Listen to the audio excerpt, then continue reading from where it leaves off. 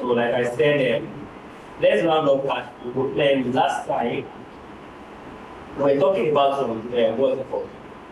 Free cash flow to firm and free cash flow to equity. Do you still remember? Free cash flow to firm and free cash flow to equity.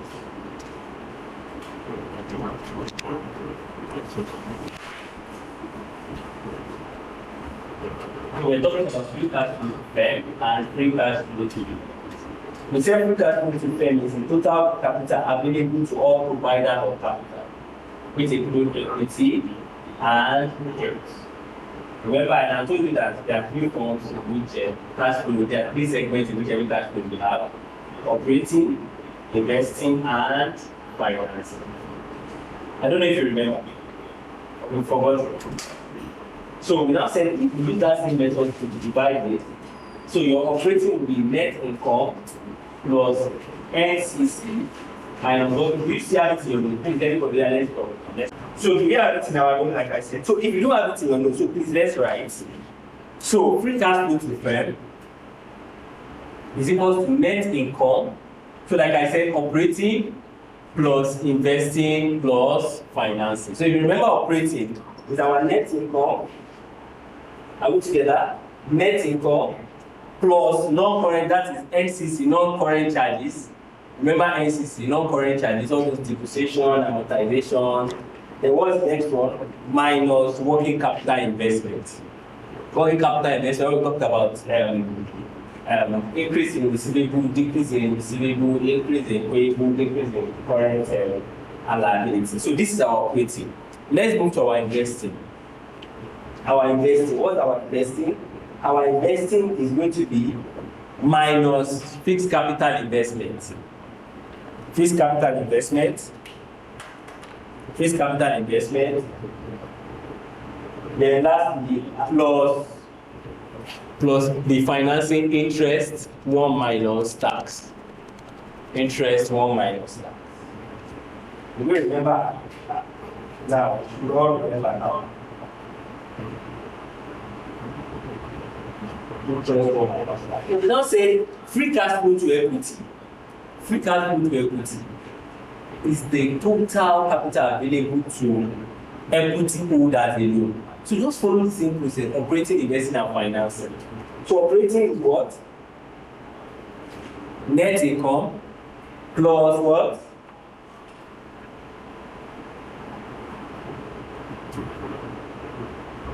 The same process plus NCC minus working capital investment. That's our operating. We move to our investing. Our investing will what? Minus fixed capital investments. Then lastly, what's now the last one? What will change here now? What will change here is going to be what? Instead of interest now, it will now be plus net borrowing or minus net debt repayments.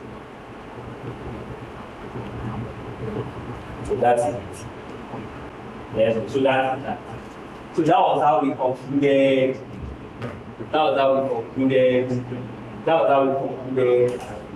That. Remember, we talked about 3 things. Remember, dividend received, dividend paid, interest received, interest paid, how do we treat it? Remember what differentiates between direct and indirect operating activities.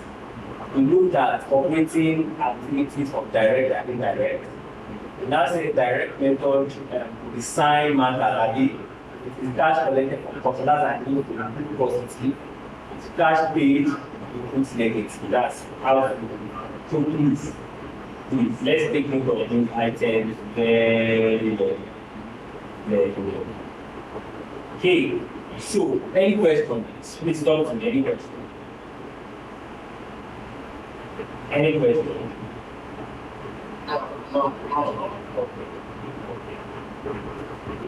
So, the next topic now is what?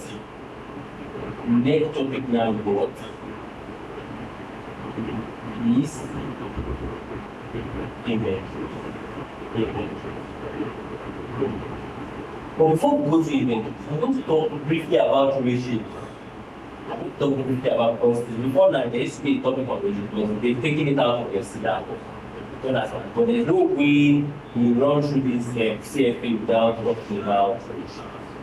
So even some of the balance sheets, income statements, you see coincide balance sheet, coincide, they are still talking about ratio. So let's talk about this briefly.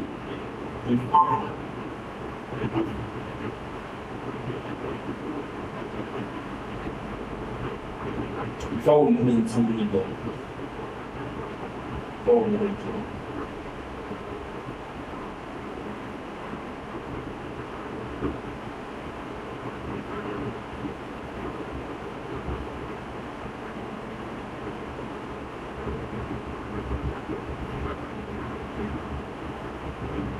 okay, so let's take it. I'm going to give you some rule now. I'm going to give you some rule. Please, let's talk about written it on that. Please, let's take note of this rule very well. Very well, and we'll be fine. We'll be fine.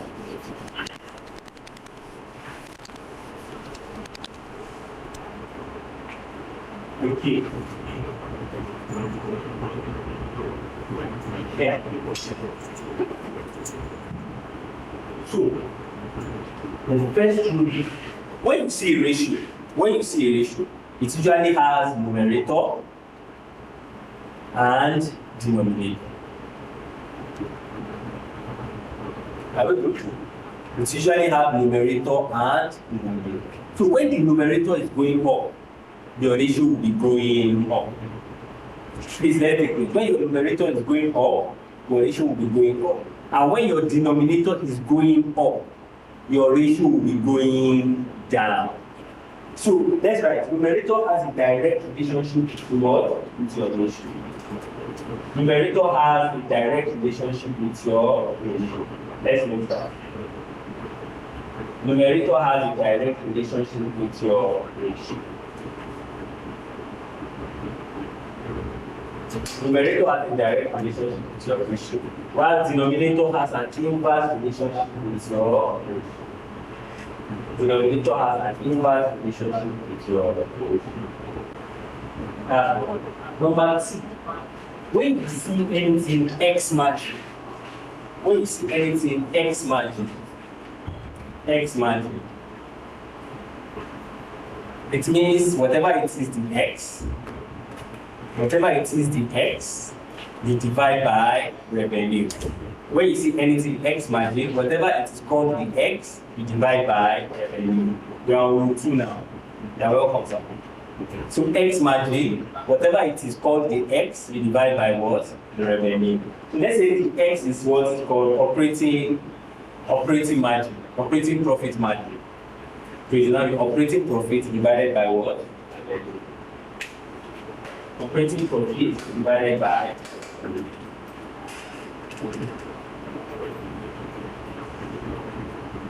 means it's gross profit margin, so it's gross profit divided by it is net profit margin, so it's net profit divided by. So the next one is X turnover. X turnover. When is anything X turnover? X turnover. X turnover. Like, who can give an example of anything turnover? Maybe receivables turnover, so X turnover. X turnover. From the word X turnover, X becomes, we are turning it upside down. So X becomes the denominator, while turnover, which is what is our revenue, goes on. X turnover, whatever X is, it becomes the denominator, revenue goes.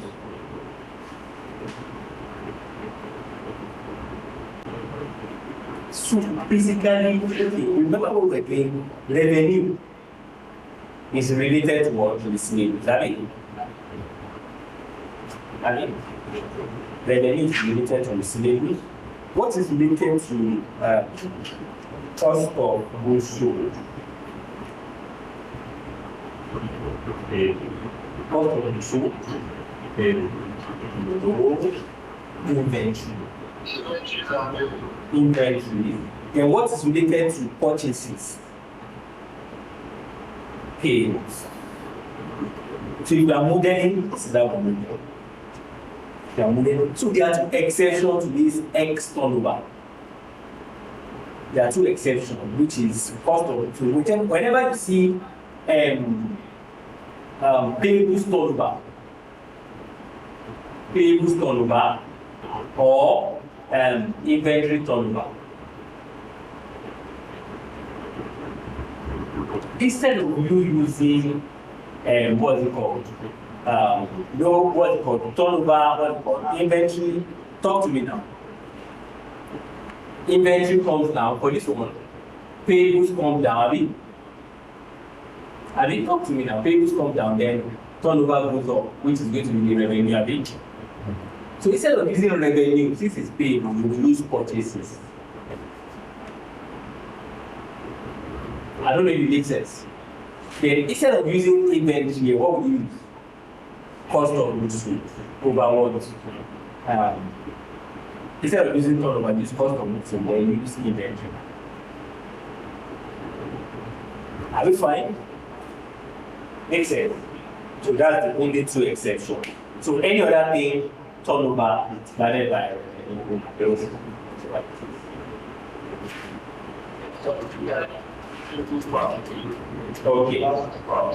Okay. So we said anything turnover. Turnover goes up, then whatever it is comes below. I would say there are two exceptions, which is payable, purchase, payable, turnover, and inventory turnover. So if it is purchases, if it is payable turnover, instead of using revenue and numerator, you use purchase. If it is inventory turnover, instead of using revenue and numerator, you use cost of goods.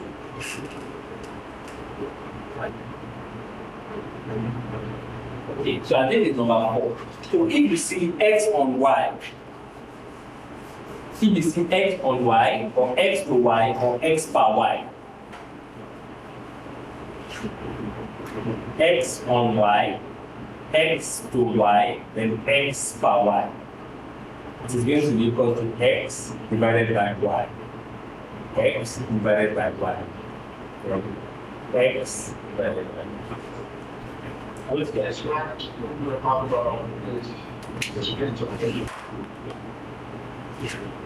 X on Y is going to be X divided by what? Y.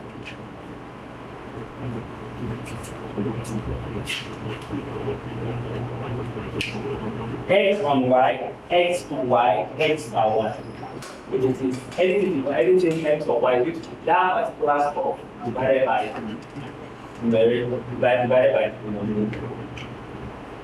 X on Y, X to Y, and X by Y. Okay, so the next two, which I believe is 5 now. I believe it's 5. I believe it's 5. So if you are making any figure that has to do with a balance sheet item, you use average. Use average. Use average. Average of the two figures of the 2 years. Please let's take it. If you are using any figure that has to do with balance sheets, use average. Use average. But income statement, use the figure on its own.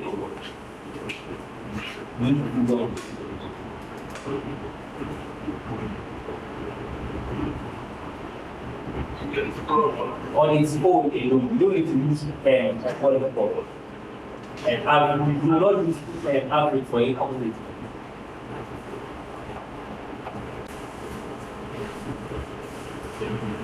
Okay, so let's verify.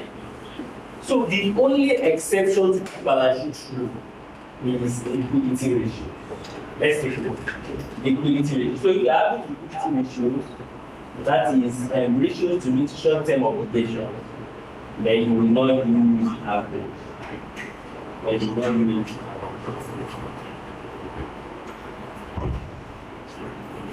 So one of the first liquidity ratio One of the first liquidity ratio is current ratio. One of the first liquidity ratio is current ratio. So what is current ratio? So current ratio is current assets divided by current liability. The current ratio is current assets divided by current liability. Very good. Should I please understand? Current ratio is current assets divided by current liabilities. So the next one is quick ratio. Quick ratio. So what's quick ratio? What's the ratio for? How do you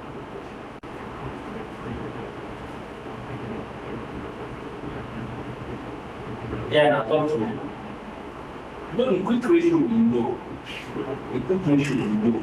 It is usually current assets minus inventory value minus divided by current liability. So instead of using that,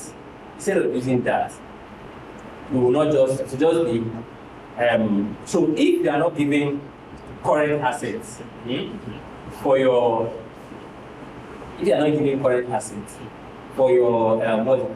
liquidity ratio, all you could just do is you pick CMR.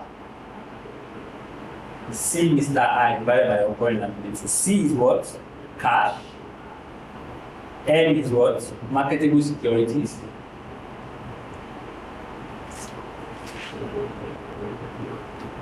R is what? Receivables. Then I is what? That is your liquidity ratios. That is your liquidity ratio. So now, if you are supposed to calculate your quick ratio will now be what? C Mr. divided by your current liability. So instead of putting minus I, what you just do is C plus M plus R divided by your current liability. That is cash plus marketable securities plus receivables divided by your current liability. Are you good? Okay. So that is your now lastly for and we come round up ratio. When you get X yield or dividend yield, when you see anything like X yield,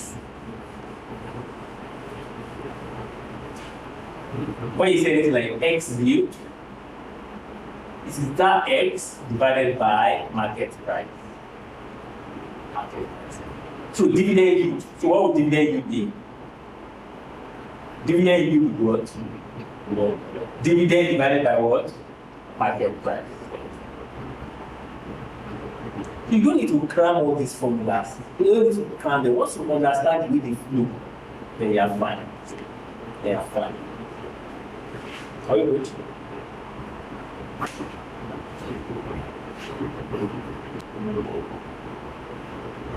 Okay, so let's go. So we started implementing the other time, right? And we say there are some items you capitalize, some items you expense. Did you talk about that? What are you doing? You talk about that. So what items do we capitalize and what items do we expense? There are some items you capitalize, some items we expense. We say when we capitalize means we include, when we expense it means exclude. Do you remember? So items we capitalize are purchase costs, conversion costs, then other costs.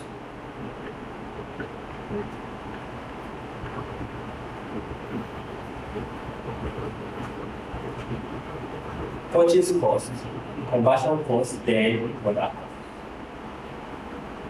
costs. Yeah?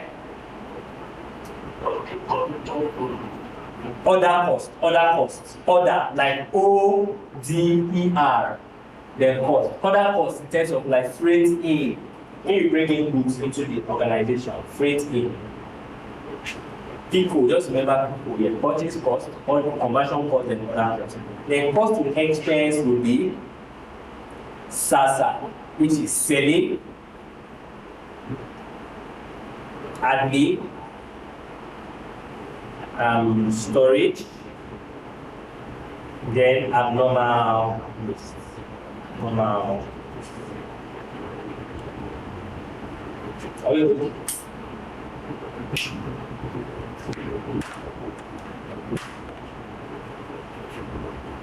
Makes sense. Eco and SASA. Purchase, conversion, then other costs. Other costs include what's it called? Freight in, delivery into the warehouse.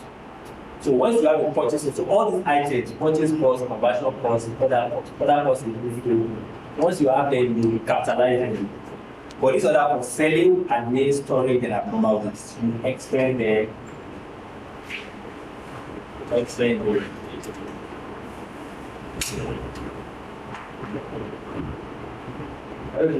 Any question?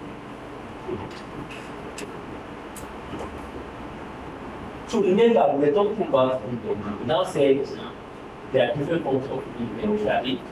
Could be first in, first out, last in, first out, weighted average, and specific. First in, first out means goods that come in first and go out first. And we said each organization will prefer to do first in, first out. Talk to me. First in, first out. Manufacturing. Okay, there was no word in which said perishable goods are there. Companies that deal with perishable goods like tomatoes, like oranges, they used to prefer to do first in, first out. Have you? Then the other one we talked about is what? Last in, first out. Have you? So goods that come in last will go out first. Have you? Goods that come in last will go out first. So automatically, which company wants to use last in, first out? Oh yes, goods, companies that you cannot differentiate their product, like sand, like gravel, like stone. But what sense do you make for you to now go down and dig the one you pour on that because you want to use first in, first out? But sand that does not have expiry dates, stone, gravel, it's better you don't use last in, first out. Which other one do you?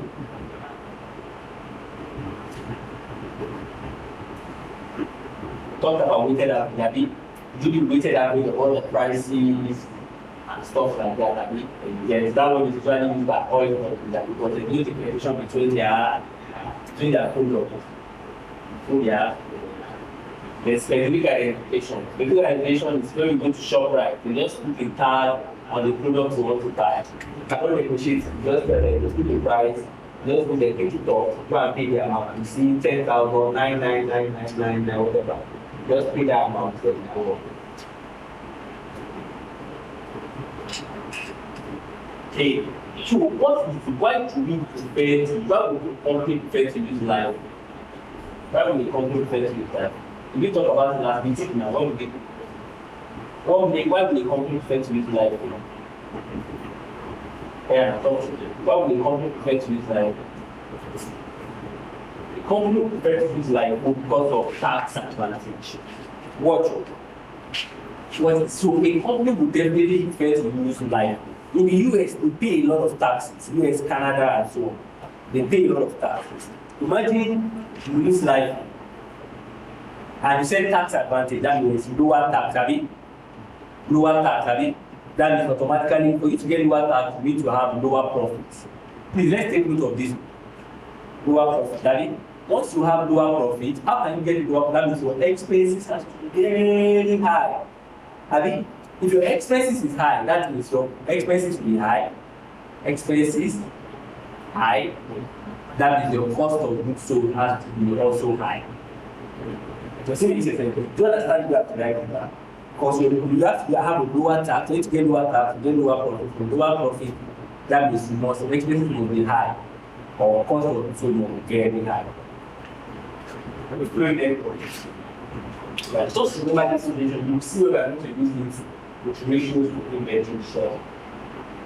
Ratios between bedroom share.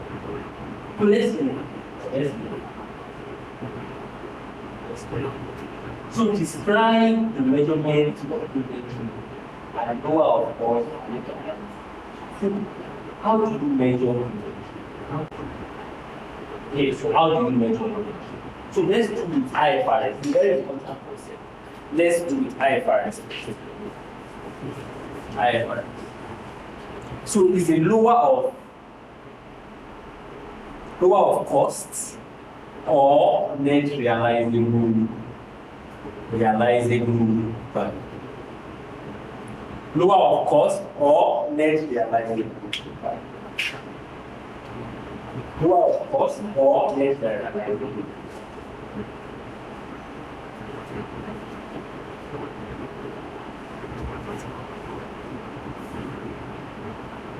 Lower of cost or net realizable. So your NRV, that's net realizable value, is the selling price minus your selling cost. Selling price minus your selling cost. Yeah. Okay. So your net realizable value is the selling price minus your selling cost.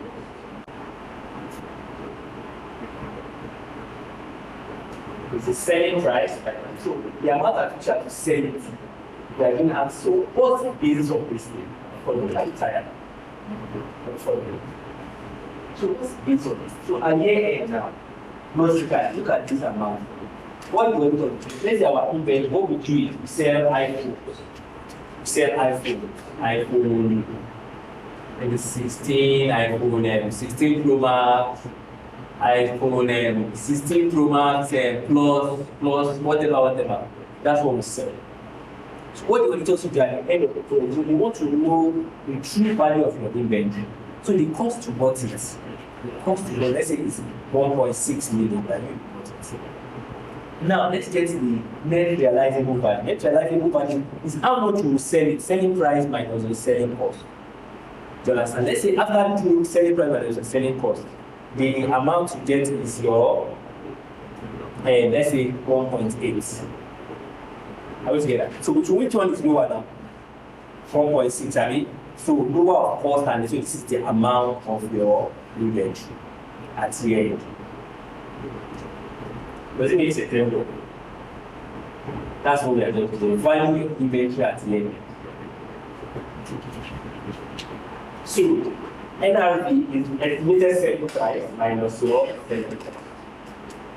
So let's if NRV is less than the cost. If NRV is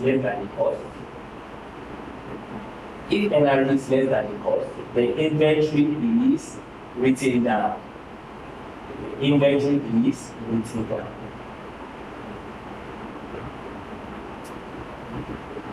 If NRV is less than the cost, the inventory is written down.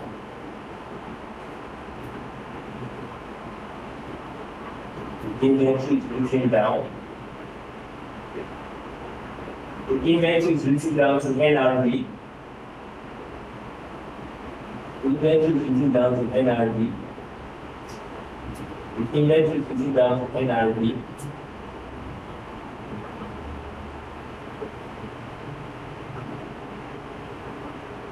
And the loss recognized is shown as expense. And the loss recognized is shown as what? So let's complete it. If, let's say next year now, this is 2021, in 2022, let's write. If there is subsequent recovery value, let's write. If there is subsequent recovery value,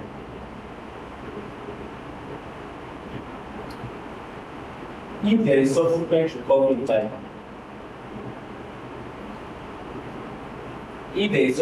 recovery value, the inventory can be written up. And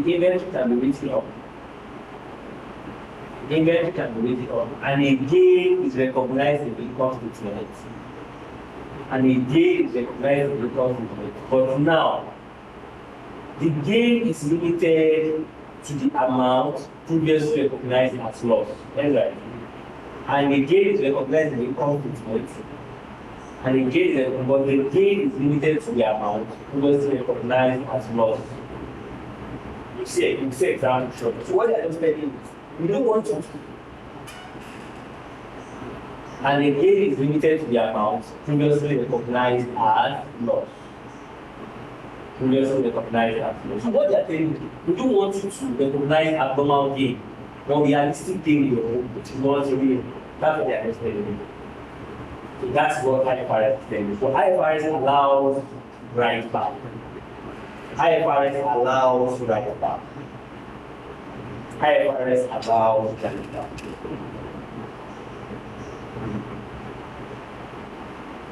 Let's look at this example. Let's look at this example. I don't know if you can all see my screen. By unit costs. Information pertaining to zones related to original cost, 210, estimated selling price, estimated cost, net realizable value, placement cost, amount of money. So let's do the one with IFRS, which is lower cost and money. What's our answer? What amount are we recognizing in our cost?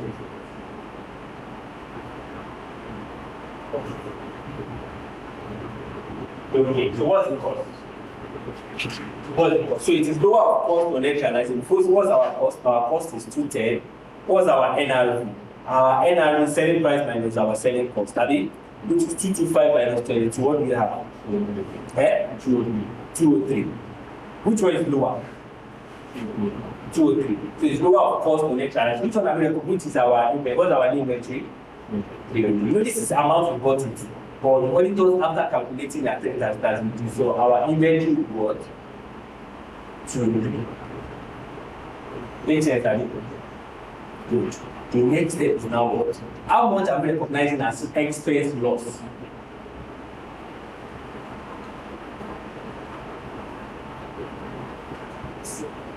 Similarly, so we say that our income will be recognizing this.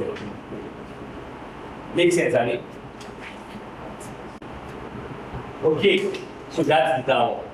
Makes sense, I mean? So there is balance sheet, which is 203. That is the value that's coming. So now let's if, for instance, now let's say, look at this, the same here, IFRS. Now, the subsequent year, assuming that you year after the next year, the previous example, NRV and replacement costs both will increase by 10.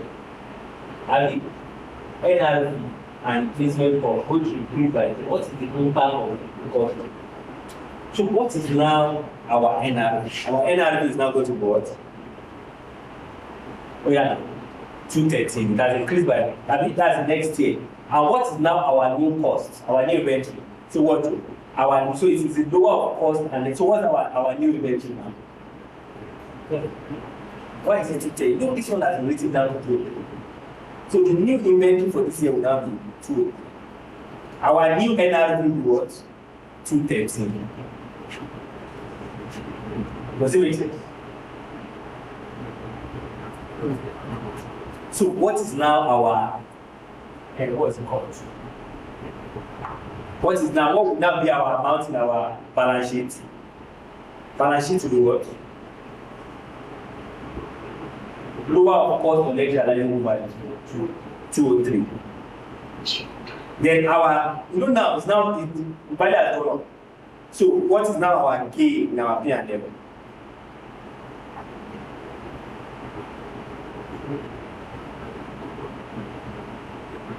What is the gain?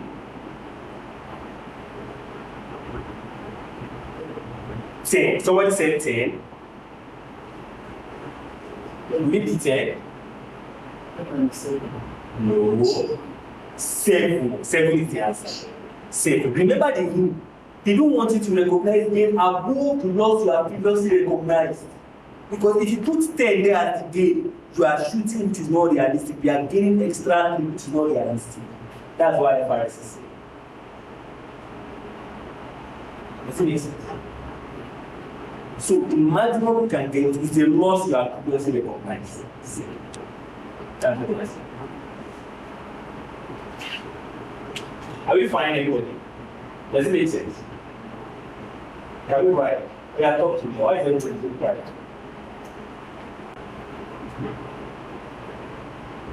Okay, so that is why I fine. Can I continue? So that is for IFRS. What are you doing that? US GAAP states that, oh yeah, that's right. US GAAP states that it is the lower of cost or market value. Right. Just want to confirm.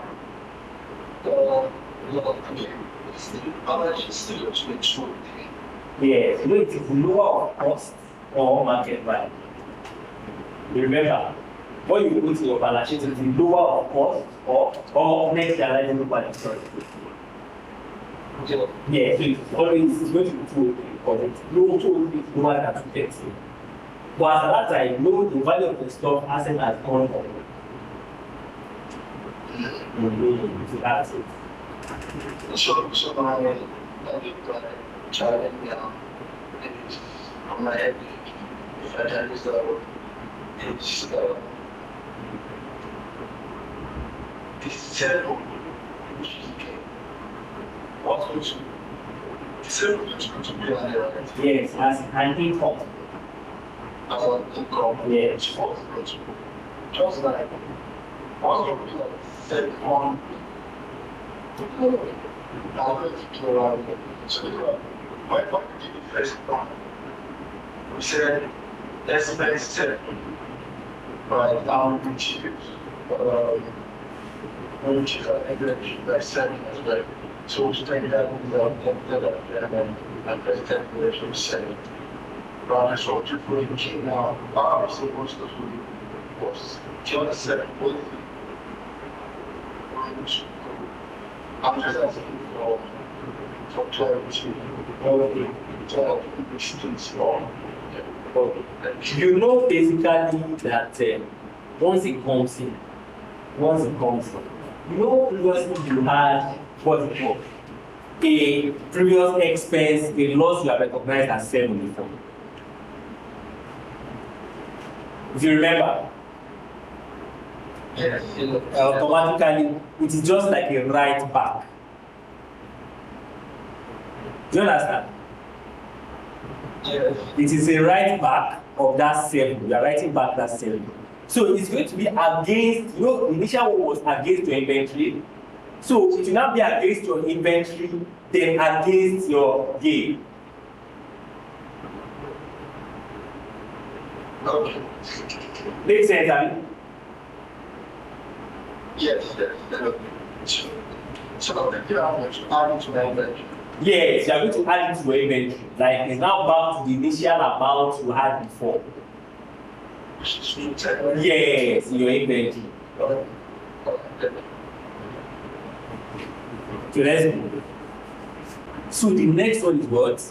US GAAP. How does US GAAP treat it? It is the lower of cost or market value. It is the lower of cost or market value. It is the lower of cost or market value. Your market value is your replacement cost. Your market value is equal to your replacement cost.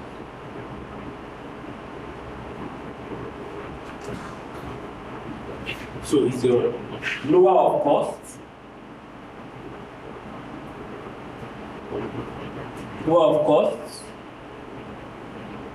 or market value. Lower of cost or market value. Lower of cost or market value. Then your market value is your replacement cost. Your market value is your replacement cost. So what US GAAP is now saying is that your market value will have a upper and lower limits. Upper and lower limits.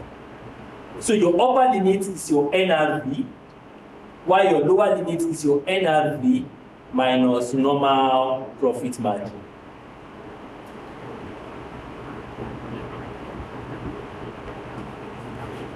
Lower of cost or market value. Your market value is your replacement cost. US GAAP is now saying your replacement cost will have 2 sides, which is upper limit and lower limit. Your upper limit is your NRV, while your lower limit is your NRV minus normal profit margin. So looking at everybody, what they are saying is it makes sense. Because what they are saying is they want you to have a range for your assets. Let's say what's the maximum you can buy iPhones 15 Pro Max now? What's the maximum you can buy? What's the 1.5. Let's say 1.5 million. 1.5 million. 1. So the maximum you can buy for iPhone 15 Pro Max is 1. But it has gold plated. It has what's it called? What else? It has 17, maybe 700 or maybe 1 billion, whatever gigabyte. Now. So you understand what I'm saying? I'm just trying to exaggerate. Understand? Let's say 1.5 billion naira. So what's the lowest our iPhone 15 Pro Max will go for? 1.2. That's the max 1 to 1.2. I mean, so that's the lowest you can go for. That is no issue. So if you buy any iPhone for 2, what they are saying, if they see any iPhone 15 Pro Max for 2.5 million, like yourself, it's something I can do. If you buy iPhone 15 Pro Max for 500,000, there's something you're trying to do.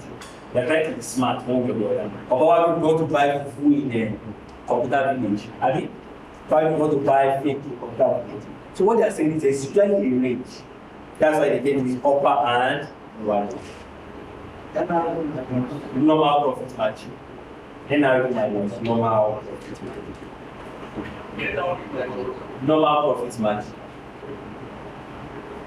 NRV minus normal. So market value plus the replacement cost.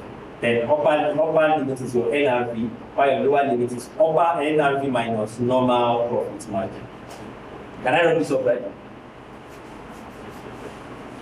So let's use the same question and answer for US GAAP. But before we answer, let's complete. This is the question. So your market value has upper or lower limit, NRV and normal NRV and normal profit.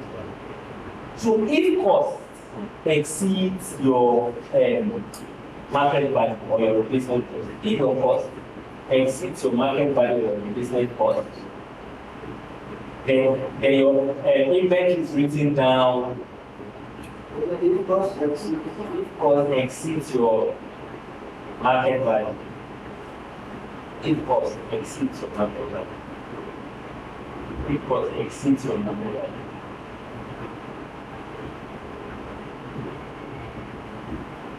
If cost exceeds your market value.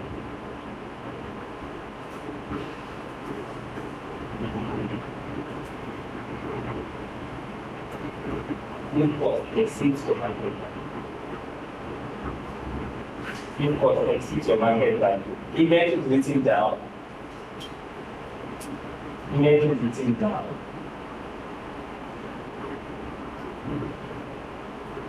Inventory is written down to market value of the balance sheet. Inventory is written down to market value of the balance sheet. And the loss is recognized.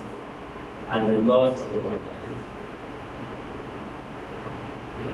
If cost exceeds your market value, inventory is written down to the market value of the balance sheet. And the loss is recognized. Now, if there is subsequent recovery, like for instance, we have an IFR, big data, the thing went up. If there is subsequent recovery, there is write-off not allowed on that basis. So generally, let's do US GAAP does not allow write-off. We do not allow write-back or write-off.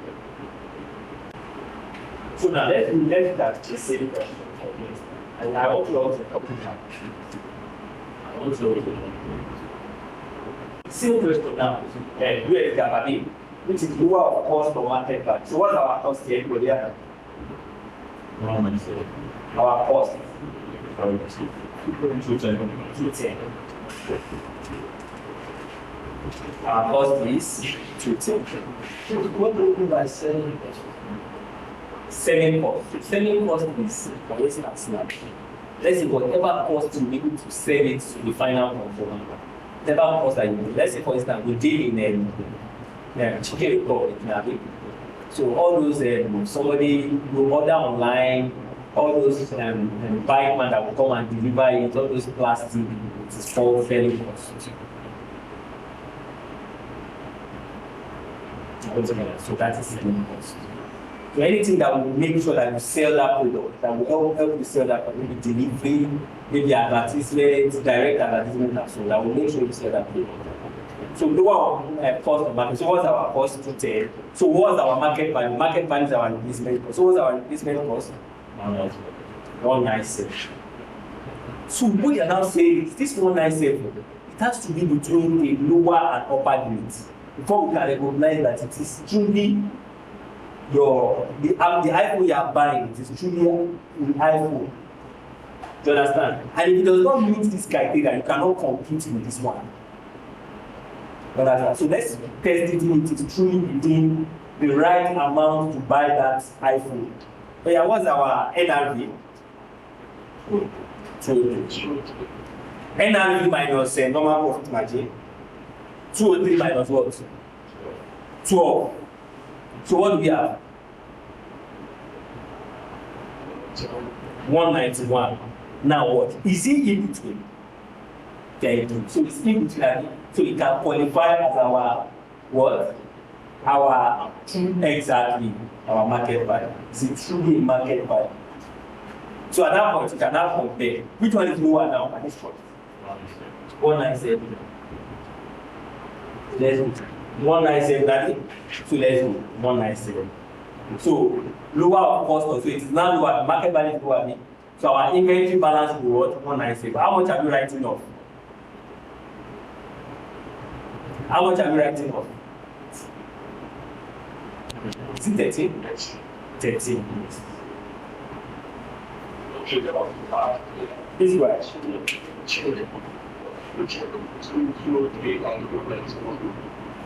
You are checking this 197.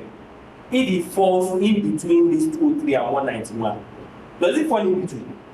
Do you understand? Okay. You understand? Okay. So I'm expecting some questions. What are the questions? So let's say you are calculating your NRV. We are giving now. And it falls outside or below here. Does it make sense? You get my question, I mean?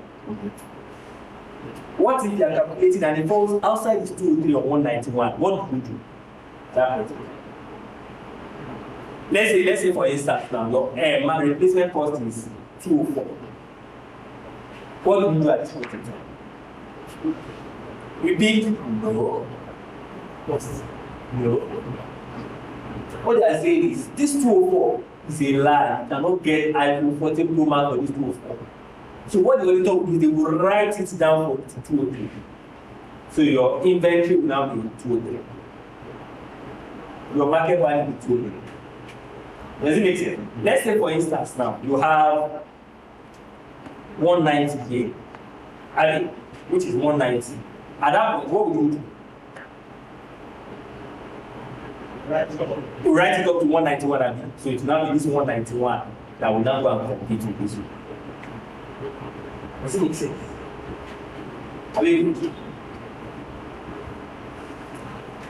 So our yours was 197. So let's say for instance after that particular year, look at it, assuming that in the year after the write-off, assuming that in the year after the write-off, NRV and replacement cost both increased by 10. I mean, replacement cost, which is this 197, now goes up to the what? Plus 10 is what? 207. I mean, what is the impact of the recovery under IFRS and US GAAP? Okay, now it's US GAAP now. So what do you do under US GAAP? No write-off. So your cost still remains 197 and you will not recognize any gain or loss. That's what US GAAP says. That's what US GAAP says. Please, any question? Any question? Yeah, so you can also ask. Please go ahead. So So that cost us 2 days. So you say the cost is 2. We have to write about we have to like a 2. Yeah. So now, when you go at that point, well, you have one and one market value. Yeah. Don't show. But you know, it's not, it's what you are telling it is that, you know, like, you give an example. Let's say, for instance, like in Nigeria, those Uber car can be used for Uber. How much is the maximum you can get it? That's without how much? Let's say you get it for 2 million. I mean, let's say 10. I don't have come up. Let's say 2 million. And what's the lowest you can get? Let's say 900.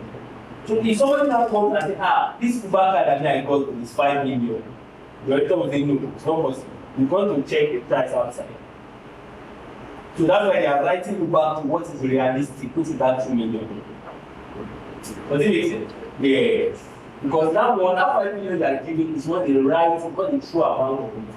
They are writing it back to that 2 million they are giving. That's why.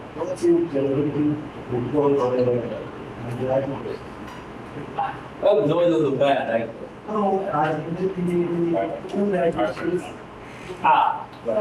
think we'll go to fair price. Again, maybe I don't want to that place. Even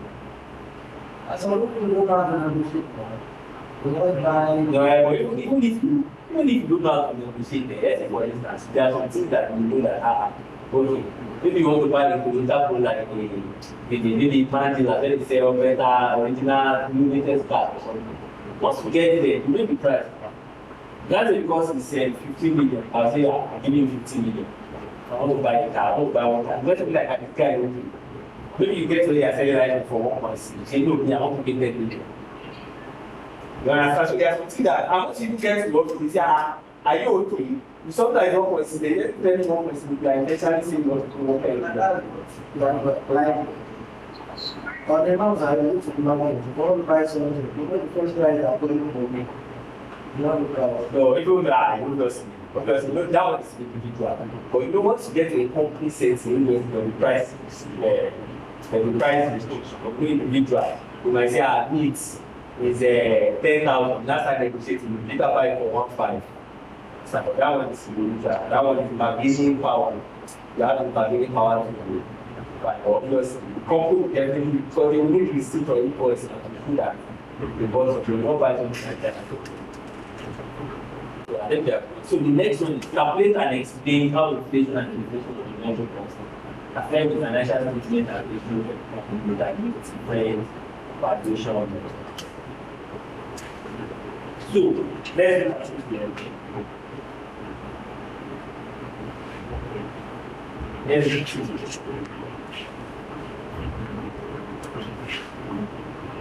so 5 and I don't know. So remember the reason why we are using life because of what? Lower tax, I mean lower tax. So if there is lower tax, so let's say this is under inflationary setting. Inflationary setting. And what is inflation? Inflation is persistent rise in prices, I mean. While deflation is persistent reduction in prices, I mean. So the main reason why we are using LIFO under inflationary setting is tax, which is low. I mean, so when your tax is low, your profit will also be low. I mean, then your cost of goods sold will be what? High.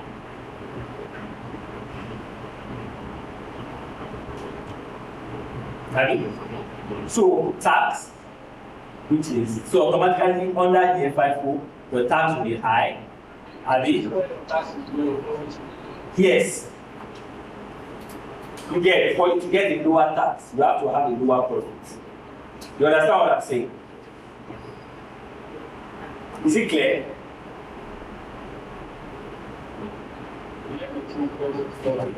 So when you have a lower tax, you have to have a lower profit. Then for your lower profit, when you get lower profit, you have to have high expense or high cost of goods sold.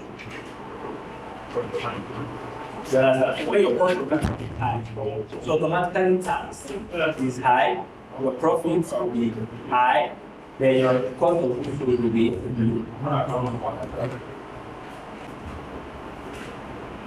So are we good? So that's under inflationary rate. So you don't need to stress yourself. So the same thing, just do the opposite for deflation now. The opposite for deflation. So let's put LIFO first. And FIFO.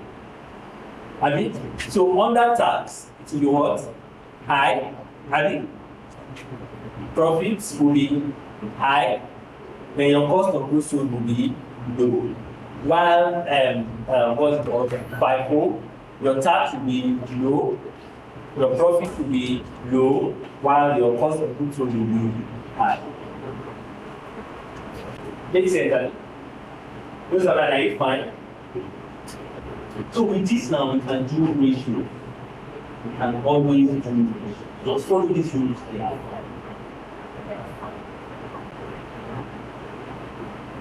So whichever ratio you are given, because CFA likes ratios a lot. So once they give you this and you have a ratio, the next thing, write out the ratio, then see which one they are talking about, whether it is inflation or deflation, think the figure they are going to do. Yeah.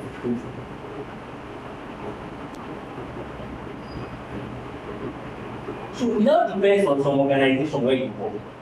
For some organization, you might be working in the US firm, or maybe the US firm now, or maybe you are supposed to go and do a transaction with a UK firm. You know they are using the US back in the US and IFRS in the UK.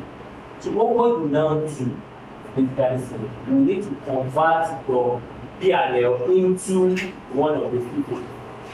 So it is easier to convert. How do you convert from LIFO to how do you convert? How do you convert from FIFO to LIFO? So let's write. How do you convert? We are converting into LIFO now. So inventory FIFO. Inventory FIFO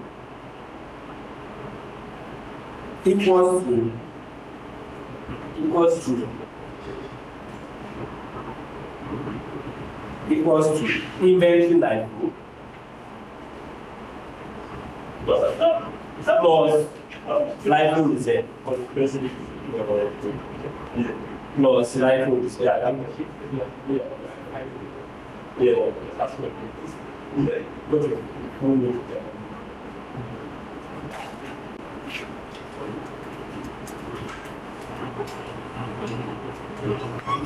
inventory LIFO equals to inventory LIFO plus LIFO. So I want you all to please check what it means by what is called inventory LIFO. What is called LIFO? Please Google it now. I want to hear you. Where I'm waiting. What is LIFO? What is LIFO reserve? So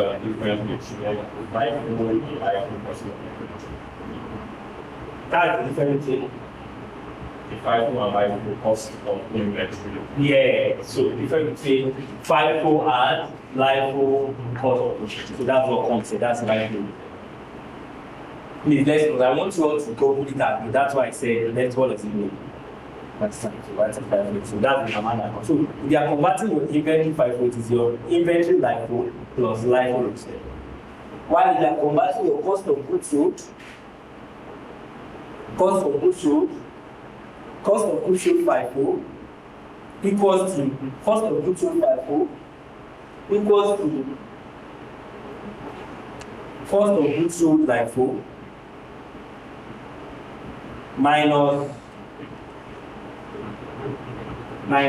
ending LIFO reserve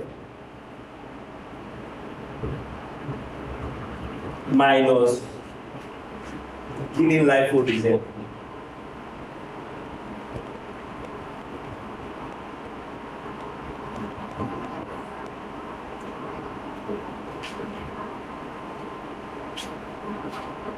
Cost of goods sold FIFO equals to cost of goods sold LIFO minus ending LIFO reserve minus B. Because once you are comparing the two, once you are comparing two companies, you have to have the two information as apples for apples. And if I'm comparing a US to a UK, it's not nice if you are comparing like that directly. You have to convert from US to UK. From that US GAAP to IFRS to US GAAP to IFRS. So now, because that's the I'm asking where you are. okay, I'm asking now. No. So this is one point. You know, they are to say when we talk about inflation and inflation under IFRS, under LIFO or under inflationary setting, the main reason why you want to use LIFO is because of the lower tax. Once you have a lower tax, you have a lower profit, and from a lower profit you have what? Higher what's the cost of goods. Right? So that is for so what we just did was just replicate the opposite for FIFO. Understand? So for FIFO you have higher tax, higher profit, and lower cost of goods. That's the inflationary setting. That becomes persistent rise in prices. So if there is a persistent reduction in prices, what you just need for life just to the opposite of what you have in high, low, high.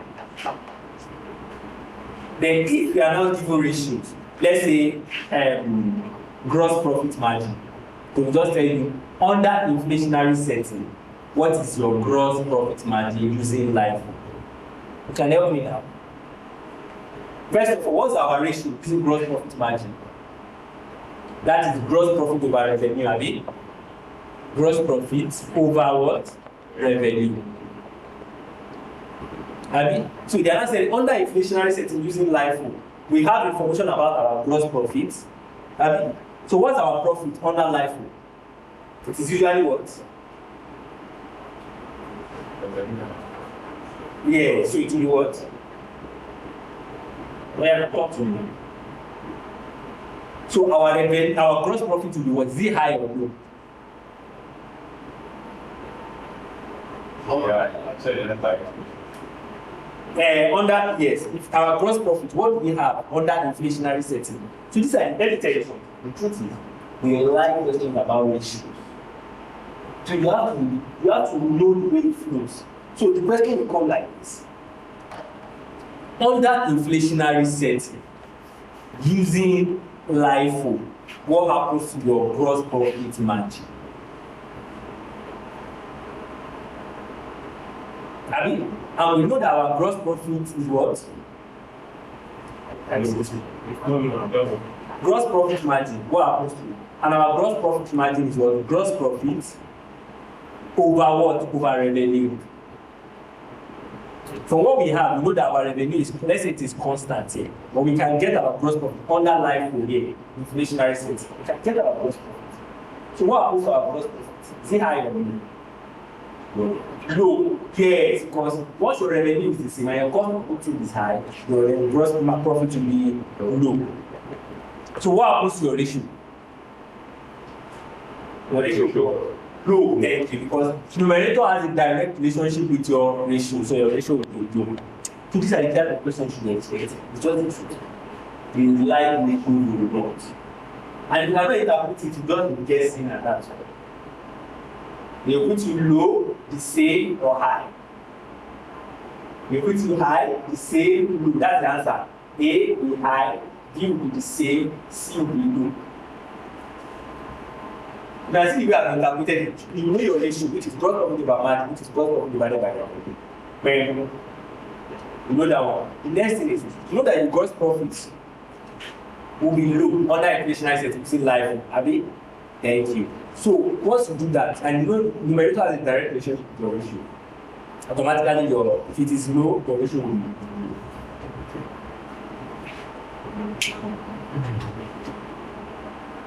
Any question, please? So we practically come to the end of the ratio.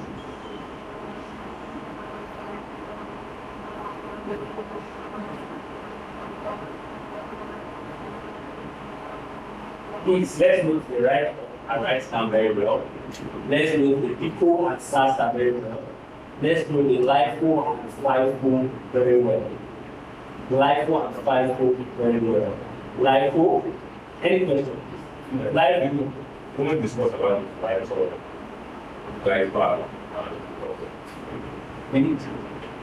I just said you want to do that. To refresh it for 1 hour. asking. So, if for IFRS allows right back generally. IFRS allows, why US GAAP does not allow right back? They don't allow right back, except some organizations like forestry, mining, and part of 3 or 4 like that. What I don't allow right back. So once you say something has gone down, US GAAP believe you are trying to manipulate, they are saying they are writing back. So there's no right back under US GAAP. Are we going to go? So US GAAP, if there is IFRS states that if it is lower of cost on the line requirement, and you're not challenged by the selling price and selling cost, when there is right back, when we're trying to implement code on IFRS, it's allowed to write back. Like, it is the limit of the loss you are previously recognized. Like, it is the limit of the loss you are previously recognized. You don't want it to exceed that loss, because if you go exceed that, you will recognize the gain that is not doing. That's what I say. But for US GAAP, you cannot even write. When there is stock, it is definitely said to write down and not write back. So, Okay, so let's continue. The next thing is non-compute asset.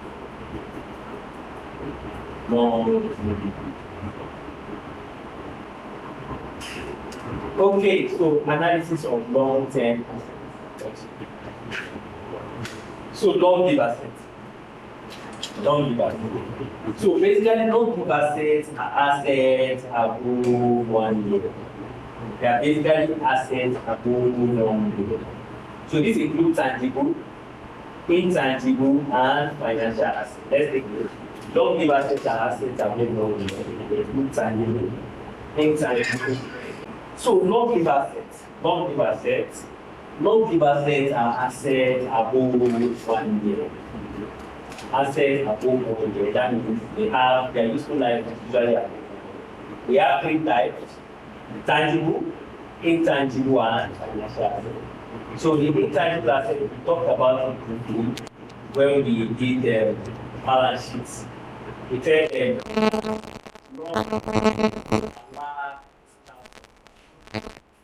long-term assets that last thousands. And one of them is what? Copyrights, franchise, patent, and so on. Please want to remind me, talk about identifiable intangible assets and unidentifiable assets. So what are identifiable intangible assets? Then I'll talk to you.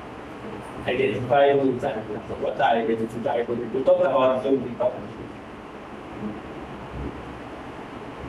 identifiable intangible assets.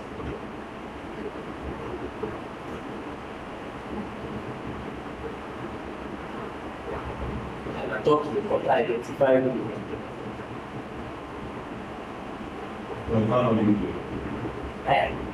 When we did balance sheet, we actually check the balance sheet. When we did balance sheet, about group deal, identifiable intangible assets, unidentifiable intangible assets. We are checking the balance sheet. Then we go.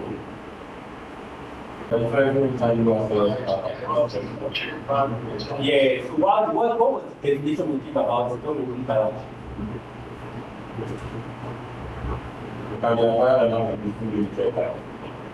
It can be tasked a limited useful life and can be acquired separately. Do we remember that? Identifying intangible assets as useful life and can be acquired. That is, as useful life and can be acquired separately. Example is what? Patent, copyright, and so on. Why not unidentifiable intangible assets? Yeah, all unidentifiable intangible assets cannot be acquired separately and has unlimited useful life. Best example was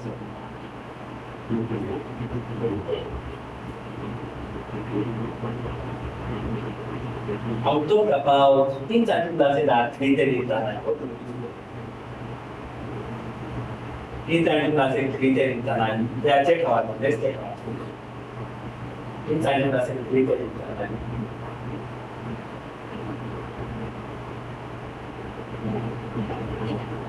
Yeah, let's take our intangible. When we create intangible assets, what do we do?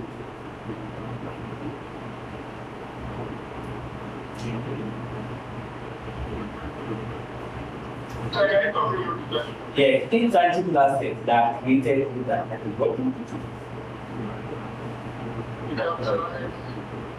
Intangible assets created with that.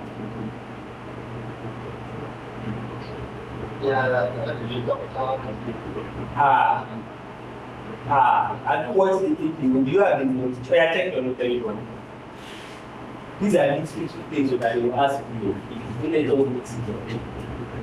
Intangible assets created internally. What do we do? Under the same side where you saw unidentified and identified. But intangible assets created internally. What do you need to do?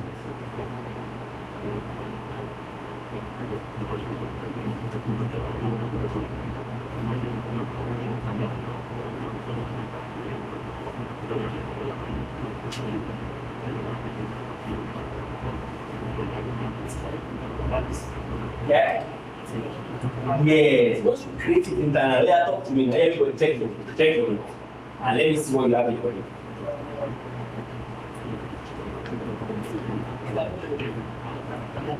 Talk to me. Intangible asset created internally. Yes, I can hear you. Intangible asset created internally. What do you do?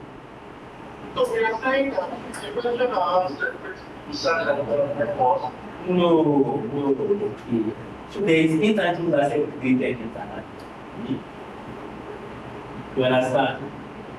So that one is different. You understand? And there is an example of items of research and development there. You understand? So under intangible asset created internally. You understand? When you create intangible assets internally, expense it immediately. Let's take notes now. You expense it at control. You expense that As well. and incur.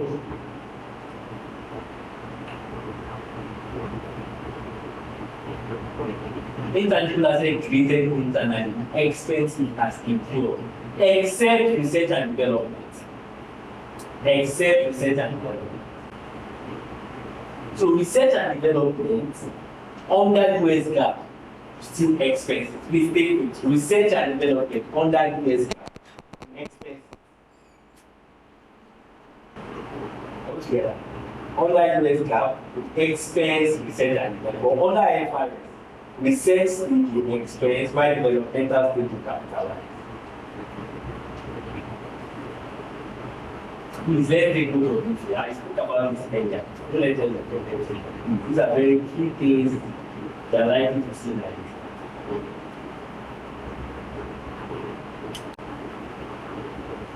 So research stage was to expense and developmental to capitalize under IFRS. So intangible assets. Is any question? We are very quiet.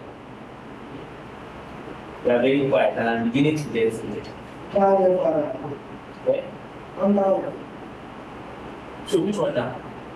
Which under IFRS? Research, you expense, developmental. Why under investigation, research and developmental is leading?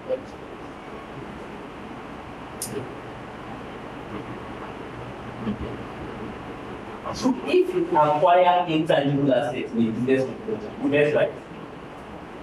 If you acquire intangible assets in business proposal, If you acquire intangible assets in business, business, the business combination. If you acquire intangible assets in the business combination, it's recorded as fair value. It's recorded as fair value.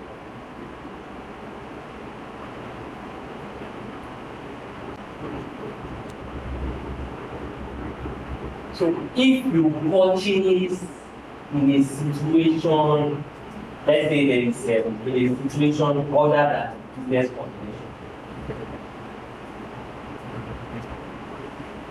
if you purchase intangible assets in the institution other than business population.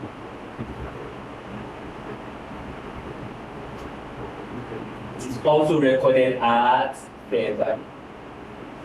Recorded at fair value.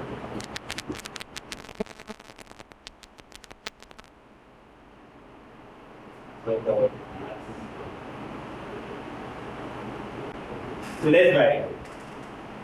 Now, software. So for a company that gives a lot of software, so when you develop software that is developed for sale to others, like for instance, when you work in a bank, and probably use in-app, right? Yeah, is it in-app or in-app? So if you use in-app one, probably develop it yourself, and your intention is to sell it to others. I mean, that's the example of software developed to sell to others. So let's say, so if software is developed to sell to others, so these are expensed, let's say, these are expensed as incurred. These are expensed as incurred until product technological feasibility has been established. Until product technological feasibility has been established. The subsequent, these are expensed as incurred until product technological feasibility has been established. The subsequent costs should be capitalized. The subsequent costs should be capitalized. The subsequent costs. These are expensed as incurred until product technological feasibility has been established. The subsequent costs should be capitalized. Subsequent costs should be capitalized. These are expenses that incurred until product technological feasibility has been established. The subsequent costs should be capitalized. Subsequent costs should be capitalized.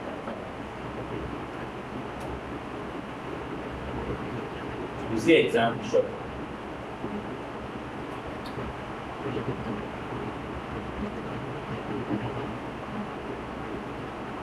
So let's write. So A Limited, let's write. A Limited starts an internal software developmental project. Internal software developmental project. Internal software developmental project.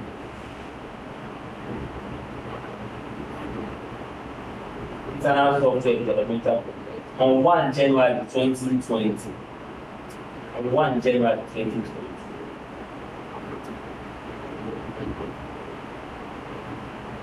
Sorry, I didn't complete that for sure. These are expensed as incurred until product technological feasibility has been established. Then subsequent costs should be capitalized. Right? Yeah. That is why I work. That is why I work. While that says all software costs should be capitalized. While that says all software costs should be capitalized. While that says all software costs should be capitalized.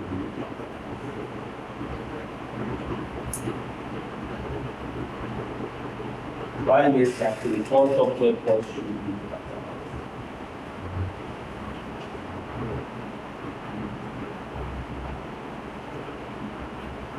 So let's continue with the question. So A Limited starts an internal software developmental project. A Limited starts an internal software developmental project on 1 January 2020. It incurs expenditure of 10,000 per month. It incurs expenditure of 10,000 per month. It incurs expenditure of 10,000 per month during the fiscal year ended 31 December 2020. So what they are saying is from January 20, 10,000. So 10,000 per month during the fiscal year ended 31st December 2020. Are we good? 2020. By 31st March, it is clear that the product will be developed successfully. By 31st March, it is clear that the product will be developed successfully. and will be used as intended. Will be used as intended. Will be used as intended. Sorry. It is clear by 31st March, it is clear that the product will be developed successfully, and will be used as intended. And will be used as intended.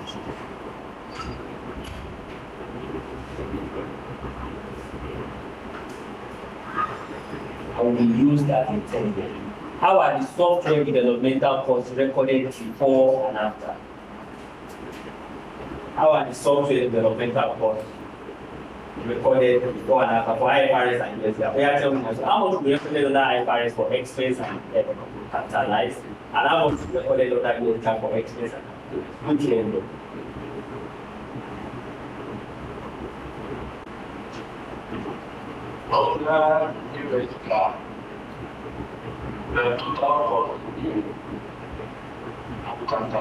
Yeah, that's how much. That would be 120. Okay. What about IFRS?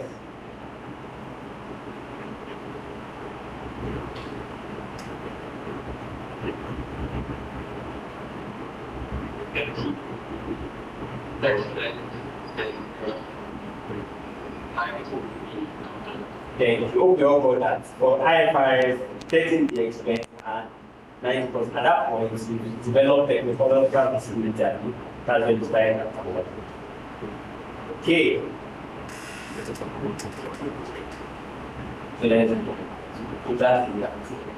Any questions? Any questions? Before we move to the impairment, let's talk about depreciation. So I don't know if you have your calculator here for depreciation, so I'll teach you what is depreciation. Depreciation. Are we good? Are we right?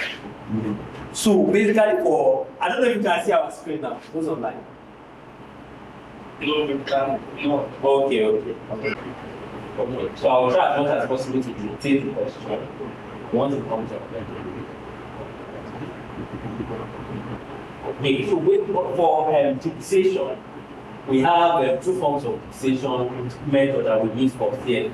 It's like a straight line method or accumulated investing. Straight line method or double declining method. It's best straight line method or double declining method. Straight line method or double declining or what is it called? Is it double declining method? Yes. Or accelerated depreciation method. Straight line method or accelerated depreciation method. So under acceleration, we might have double declining, triple declining, and so on. Accelerated Depreciation, accelerated depreciation. So company purchase identified equipment for 10,000. Company purchases identified equipment for 10,000. And needs. Let me do this records. Sorry, apologies. So a machine has trying to look for a straight line. Sorry, wait, let me. Let's write it. So a company recently purchased, guys, right? A company recently purchased the machine at the cost of 12,000. The machine is expected to have a residual value of 2,000 at the end of 2,000. The machine at the cost of 12,000. The second purchase machine at the cost of 12,000. The machine is expected to have a residual value of 2,000. The machine is expected to have a residual value of 2,000. At the end of its useful life, which is 5 years, at the end of its useful life, which is 5 years, calculate depreciation expense using straight line method. So depreciation expense in this line item is the cost minus salvage value divided by the windows that the formula is the cost minus salvage value divided by number of useful. So with that, you should be able to solve this. What's our depreciation expense? Cost minus salvage value divided by depreciation.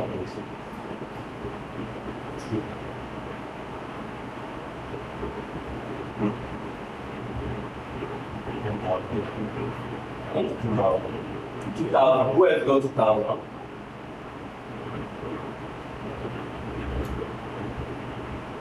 Well, 1 so how do you get 1 Tell me how you go to 1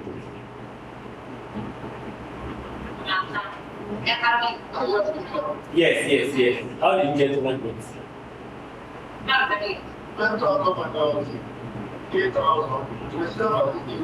No, 2. There's never 2,000.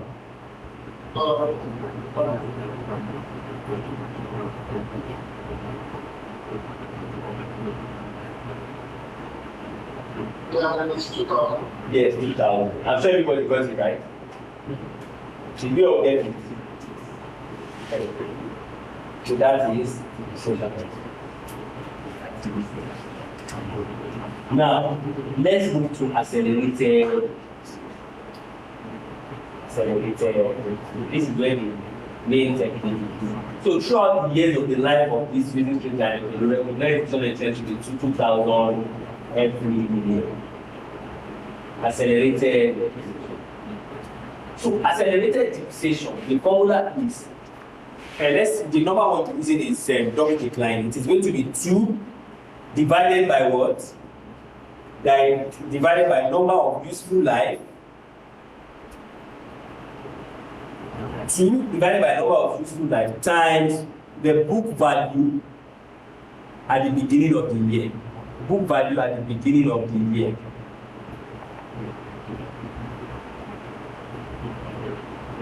T divided by useful life times book value at the beginning of the year. Book value at the beginning of the year.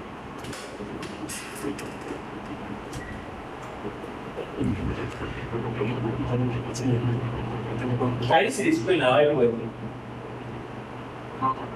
Sure you should be able to see now, right? So it's 2 divided by diffusion life times book value at the beginning of the year. So how do we go about it? Using the same example. But the first thing you need to do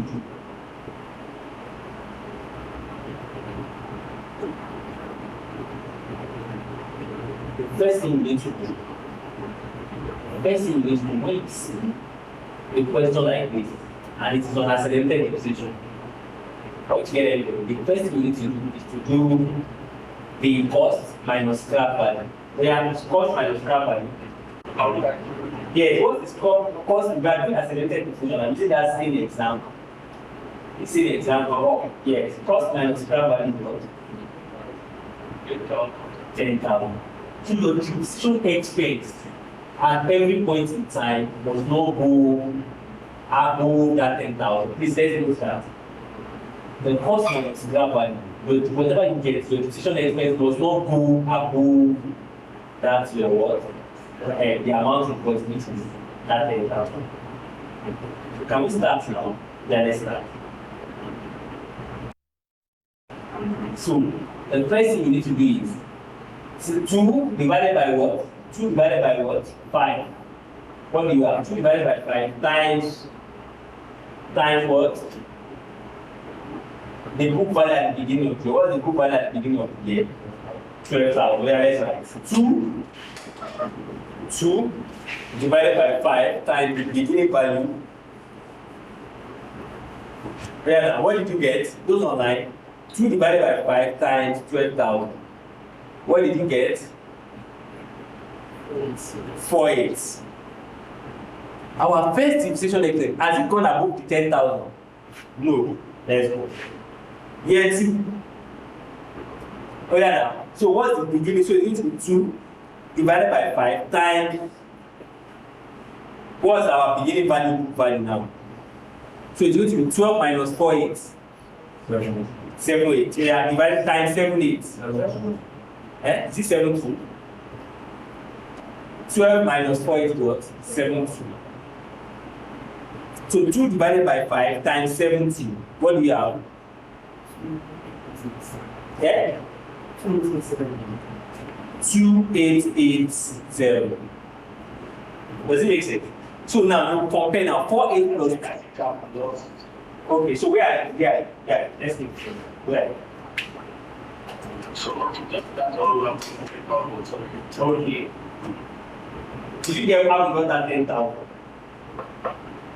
Yes, so my conclusion is after the same how decline balance. Yes, it's the same. But in double decline, it's the same as double decline. But in the main one, the accelerated method for here, the main one we'll be using, so there are different variants of accelerated method. One of them is double decline. Because I think I found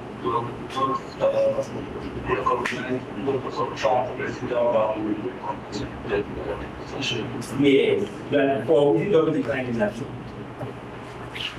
We are not subtracting. What we are doing is that we are just making sure that our total decision expense does not go more than that 10,000.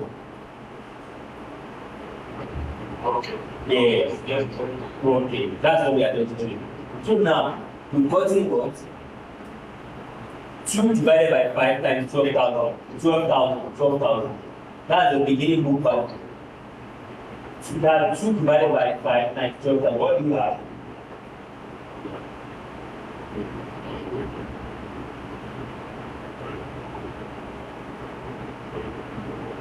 So, 4,000. 4,000. We leave that aside, I mean, put it aside. yeah. The next one is now what?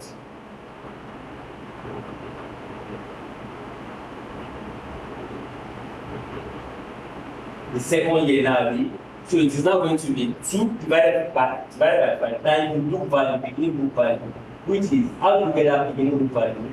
Which is going to be 12,000 minus your initial decision you got, which is 480. So, which is going to be 2 divided by 5 times 70.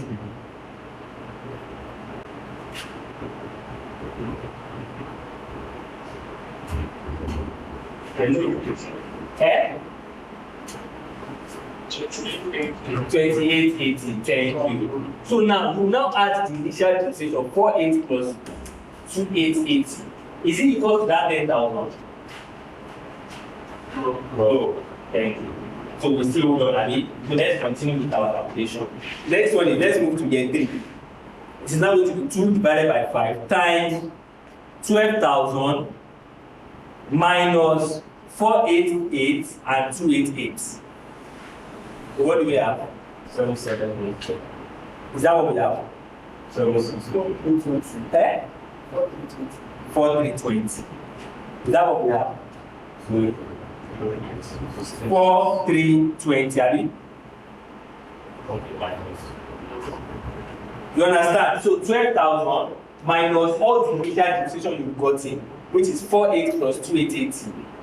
You understand?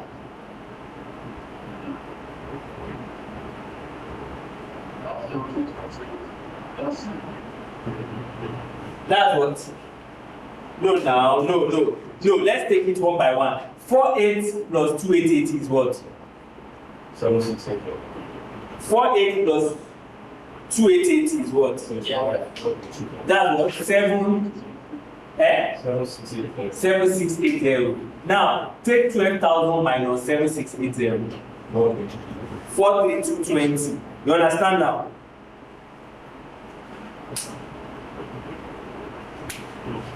Did you get it now?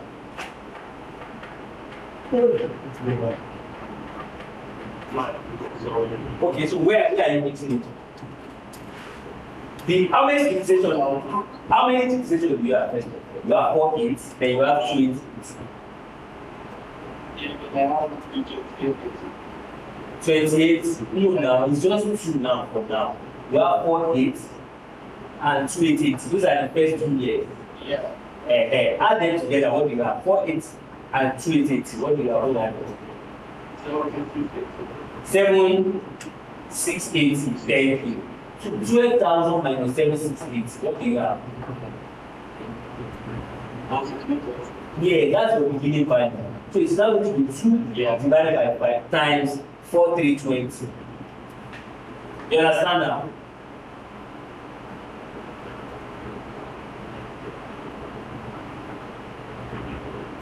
Yes. So what do you have? 1728. I mean, that is Yeah. 728. No. Eh? 1728. That what we have. Yes. No. What do you have for number 3 now? What's the answer for number 3? 1723. Is that what you have? Or 1728? Is it 1728? Yes, confirm. Yes, confirm. 1728, yes. 1728. 1728. Now, let's add it up again. 48 plus 28 plus 1728. Is it up to that 10,000?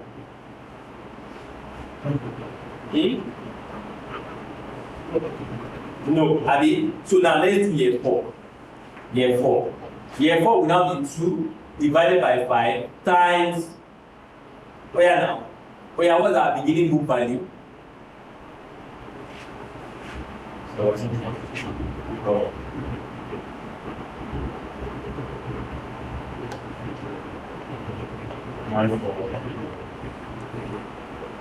you understand what we are doing? Use your mind.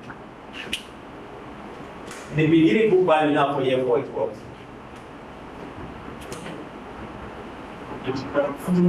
Eh? 2592. Eh? 2592. Thank you. So our depreciation will now be 2592. Now let's add it up. 2592 plus 48. Eh? Yes, but what you got? Okay, it's fine. That's fine. 2590. Now let's add it up. 2590 plus 48 plus 2880 plus 1728. What do you have?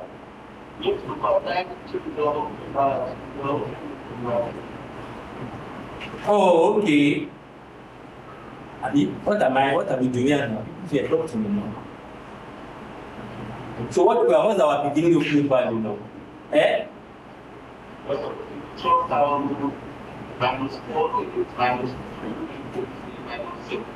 So what do you have? What do you have?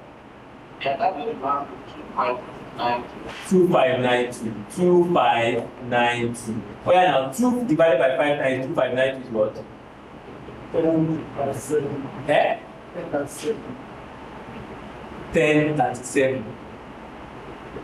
Is that it? 1037. So now let's add it together. 1037 plus 48 plus 2880 plus 1728. You can see at that point it is above 10,000 what? 445. Does it make sense? So at that point, year 4 will stop. Right? So the rule is it must not exceed that 10,000. So now let's do it. 48 plus 28 plus 1728 is what? Oh yeah, no, talk to me. 48 plus 2880 plus 1728. 9 what? 9408. Now remove 10,000 from this one. 10,000 minus 9408. Thank you. So your year 4 depreciation will be 592. Do you understand? So your year 5 now be what? 0. Year 5 will be 0. So I don't know if that's fine. Year 5 will be what? 0.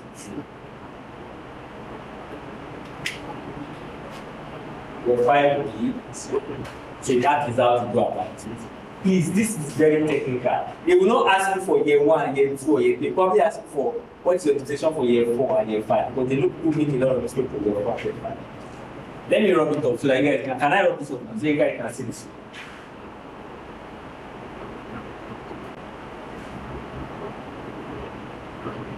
Oh yeah, now talk to me. Those online, are you fine with it? Yeah. Okay.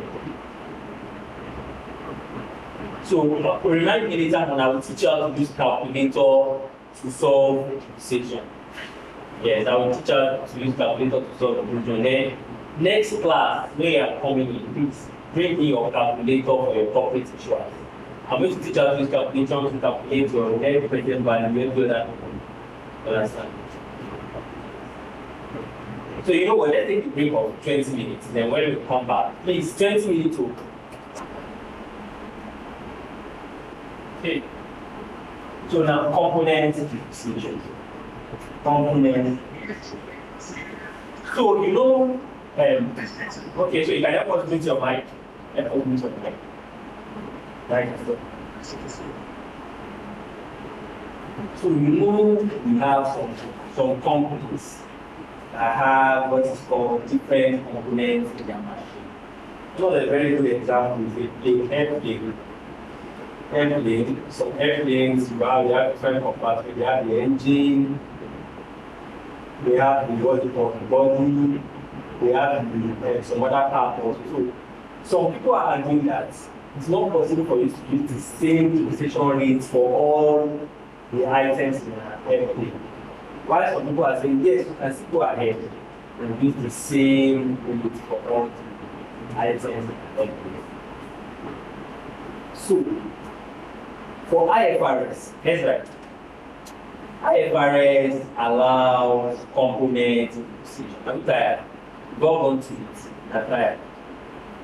I think I've allowed that. That's okay. I'll just continue to win the period to go for details. You guys can have to be. That's it on the So,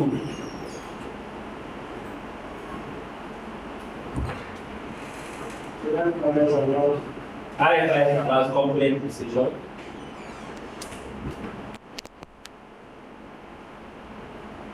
IFRS, why do it allows component decision to rarely do? Yeah, gap allows component decision rarely do. So let's take this example. A machine has two major components. The machine has two major components. Components 1 and 2. Components 1 and 2.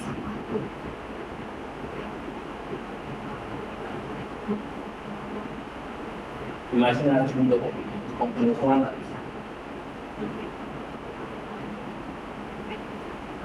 2.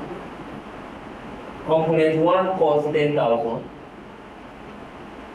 Component 1 costs 10,000 and has an estimated useful life of 10 years. Component 1 costs 10,000 and has an estimated useful life of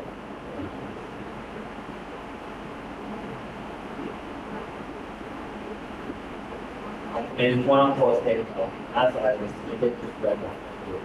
While component 2 costs 3,000, while component 2 costs 3,000 and has an estimated useful life of 15 years. Has an estimated useful life. So the question now is depreciate using straight line of job and depreciate using component depreciation. So what's our answer for depreciation using straight line of job and component? The cost of the second computer. That's 3,000 and has 3 years useful life. 3,000 and has 3 years useful life.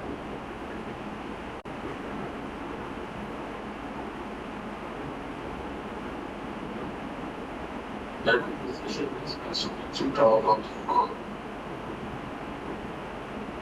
For which one?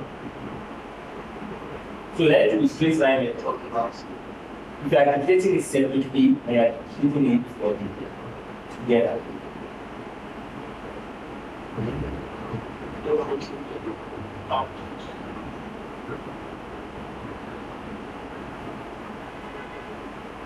We are talking to me. So separately first. They are chasing separately. What do we have?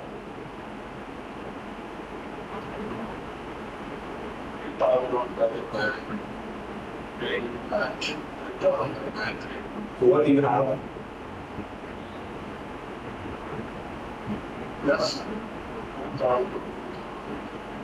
Someone says 1,000, 1,000. What about the component position? What would you have?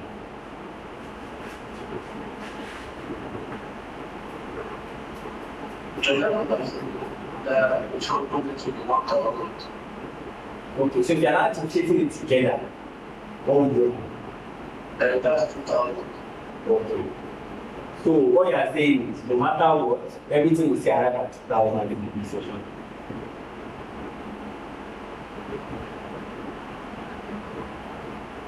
So what you are saying? Add it together, but in the long run, the total 2,000. So anybody else wants to try? Anybody else wants to try?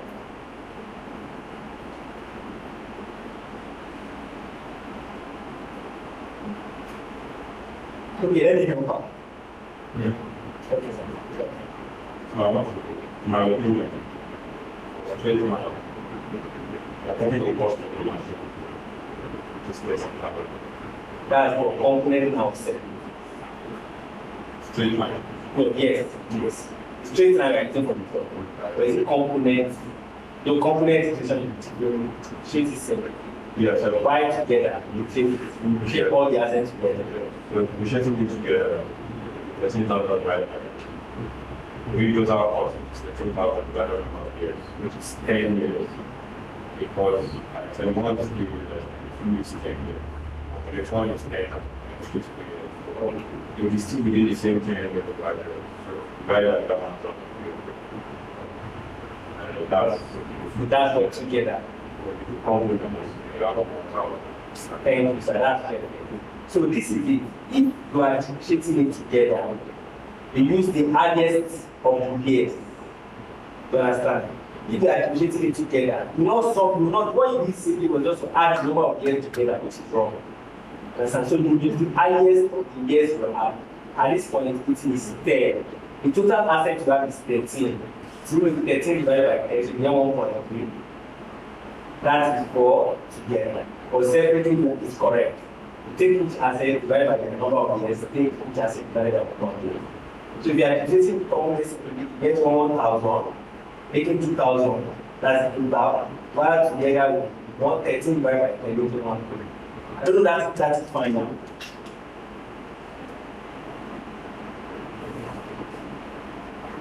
Are you fine now?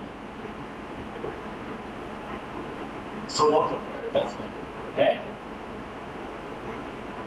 So what was correct? The correct answer is for together it is 1,3. That is 13,000 divided by 10. That's the highest of the years to have, or higher of the years to have. So you have here, instead of adding the years together, no, just do the higher, which is 10. It goes 13 divided by 10. While the one for component will take the each of the assets and divide by what? By each of those used to line. That's how we got it through. That fine by Yes, so I'm not.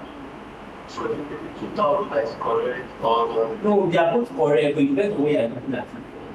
We are looking at it from together and component position. We are talking about component position and together. Yeah, so component position is 2,000, while to position separate. Why position it together? One. okay. So I have a question. Why not this way? Yeah. So my question is, this component transition and straight line all together. Now, is it when you say 2,000% for US gap? I think you said it's not allowed, it's not for use. No, that's true. Okay, so this is the lady. This is so yeah. Go ahead. Okay. So my question is that I feel now is a question as I'm sure that you also like a lot of pressure I'm just into decision. What was supposed to be say complex one was together. Okay, so we are getting it wrong here. So the question is, there are two forms of utilization method for the purpose of the CFA. It is either straight line method or accelerated utilization, which is the most common is double declining. I don't know if that one is set. That's one. Then the second one now is component utilization. So without going into, there are some organizations that have different compartments on their assets. Like they have a particular asset to have like maybe 10 different compartments. So what we are now asking is it good to differentiate it separately, or is it good to take the components together? That was what we got to do.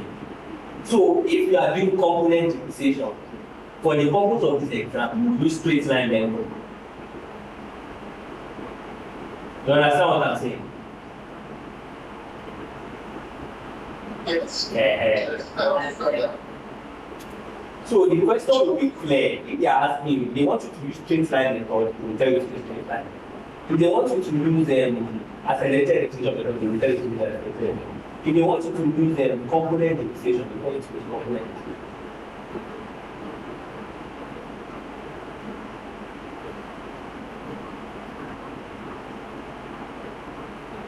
I don't know if that's fine. Yeah, that's fine. So the next one is another important topic. Impairment. Impairment. That's right. Impairment. Impairment. What do you understand by impairment?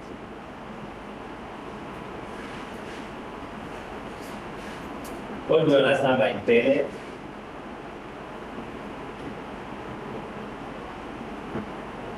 What do you understand by impairment? So that's right. Impairment reflects an unanticipated decline in the value of an asset. Impairment reflects an unanticipated decline in the value of an asset. Reflects an unanticipated decline in the value of an asset. Both IFRS and US requires the companies to write down carrying amount of impaired assets. Both IFRS and US requires the companies to write down the carrying amount of impaired assets. Both IFRS and US requires the companies to write down the carrying amount of impaired assets.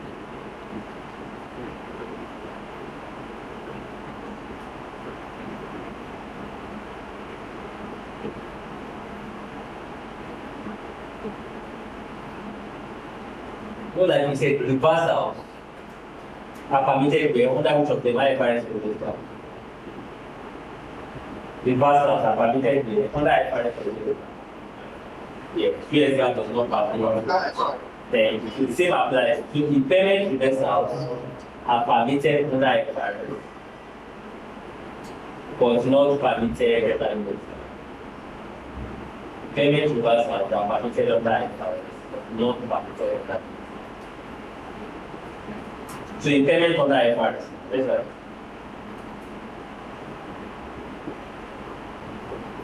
Impairment on the IFRS. Impairment happens. Impairment does happen. That's right.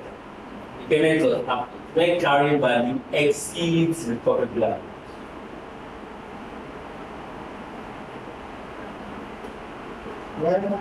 When carrying value exceeds recoverable value. When your carrying value exceeds the recoverable value.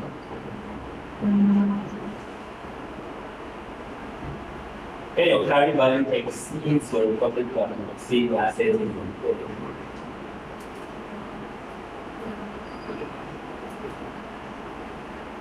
So recoverable amount, let's write recoverable amount is the greater of fair value less cost to sell. Recoverable amount is the greater of fair value less cost to sell. Recoverable amount is the greater of fair value less cost to sell.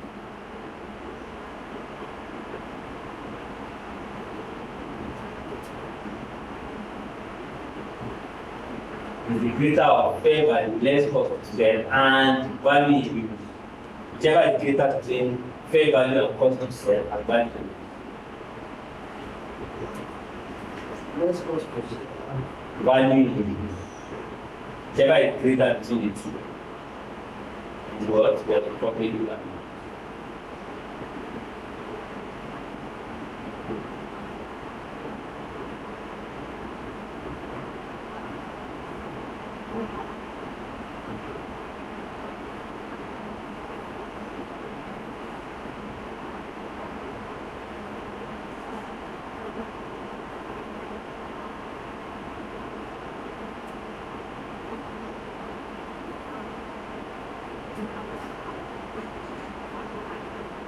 So let's look at this example and use IFR.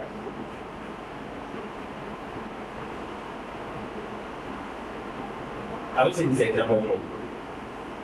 So in computer related to equipment owned by Brown Company Products, original cost line and whether applied for expected future value, fair value, final for the cost. So what is the formula for calculating the payment? When your carrying value exceeds what? Your recoverable amount. So what's our carrying value here? What's our carrying value? Everybody.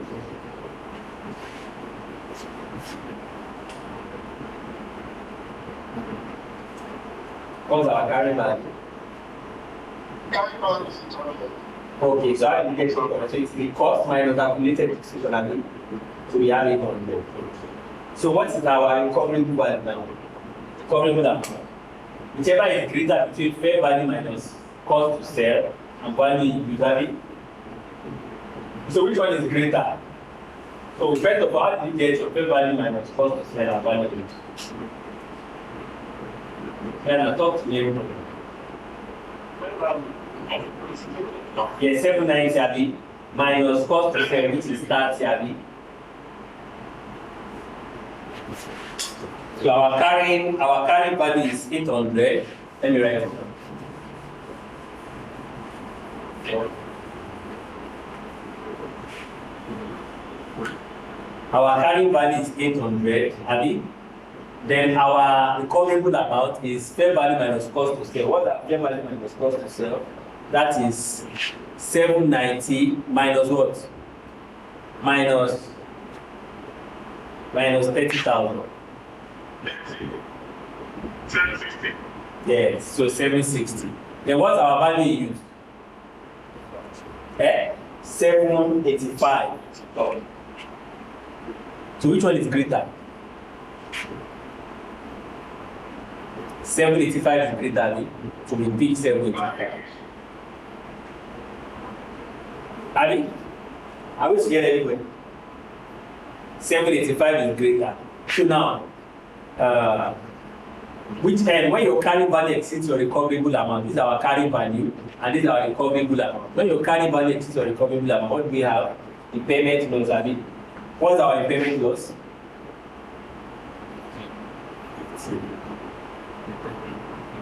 So you go to your P&L and put 15.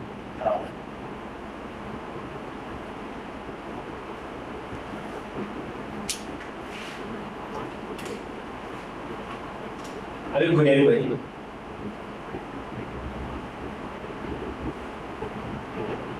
So let's look at the same thing under years. Under years. That's right. 2 years ago, the payment under years. Payment under years.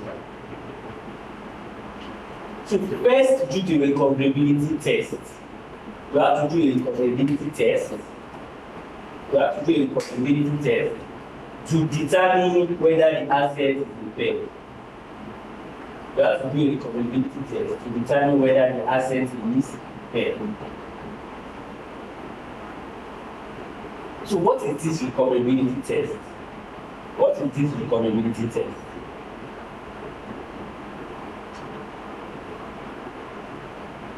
So asset is impaired. Asset is impaired if the carrying value is greater. If the carrying value is greater than the asset future undiscounted cash. If the carrying value is greater than the asset future undiscounted cash.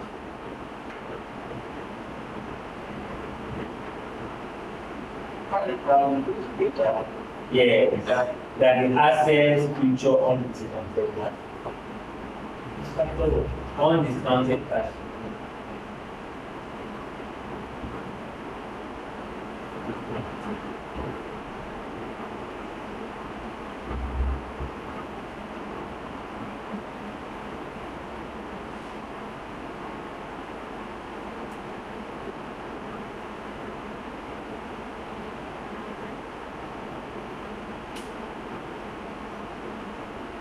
Then if the asset is impaired, if the asset is impaired, the impairment loss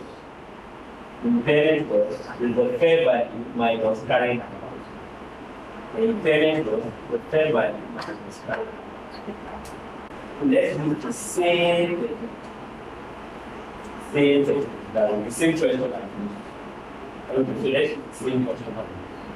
So what's the first thing you need to do? Do the recoverability test. What's the recoverability test? If the carrying value is greater than the asset future discounted. What's the carrying value? Carrying value is what?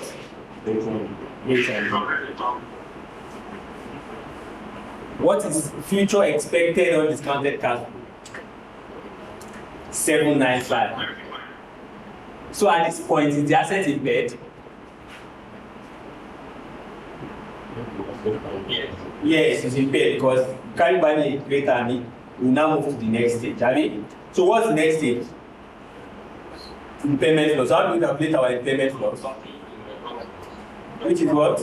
Fair value. What's our fair value? What's our fair value? 790. 790 minus what? Carrying cost. What's our carrying cost? Okay? 800. So what's our impairment cost? Minus 10. That is it for US GAAP. That is for US GAAP. 3, 4. So US GAAP says if there is subsequent recovery, you do not what? You do not write. IFRS allows write back or subsequent.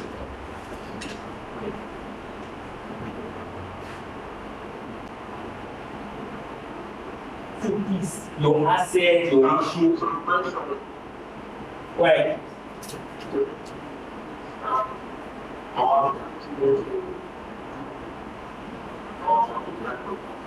What are we getting there? Check. The impairment of goodwill. We talked about this earlier when we were talking about balance sheet. Impairment of goodwill. You don't impair goodwill. You test it for impairment annually. You don't amortize goodwill, sorry. You test it for impairment annually. You understand? So when you get level 2, it is not in your syllabus for now. How to? You understand? But when you get level 2, but basically for goodwill, you test it for impairment annually. I don't think that's fine.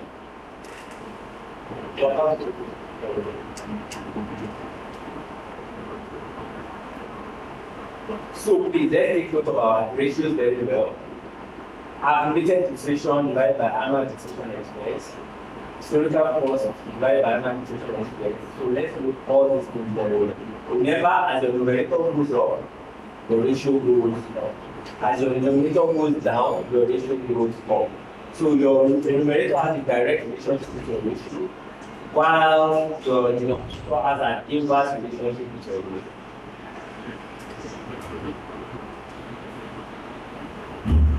So, we are finally come to the end of long reading. Okay, so let's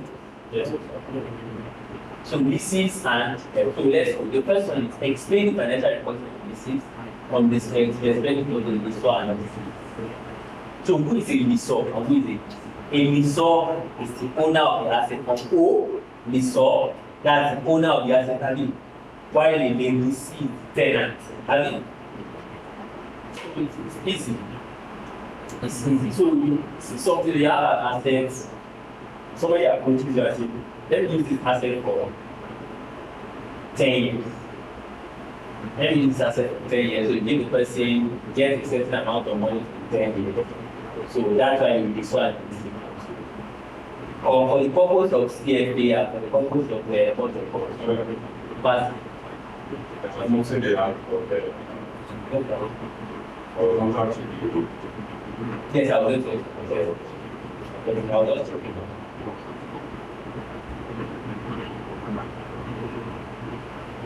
okay, so let's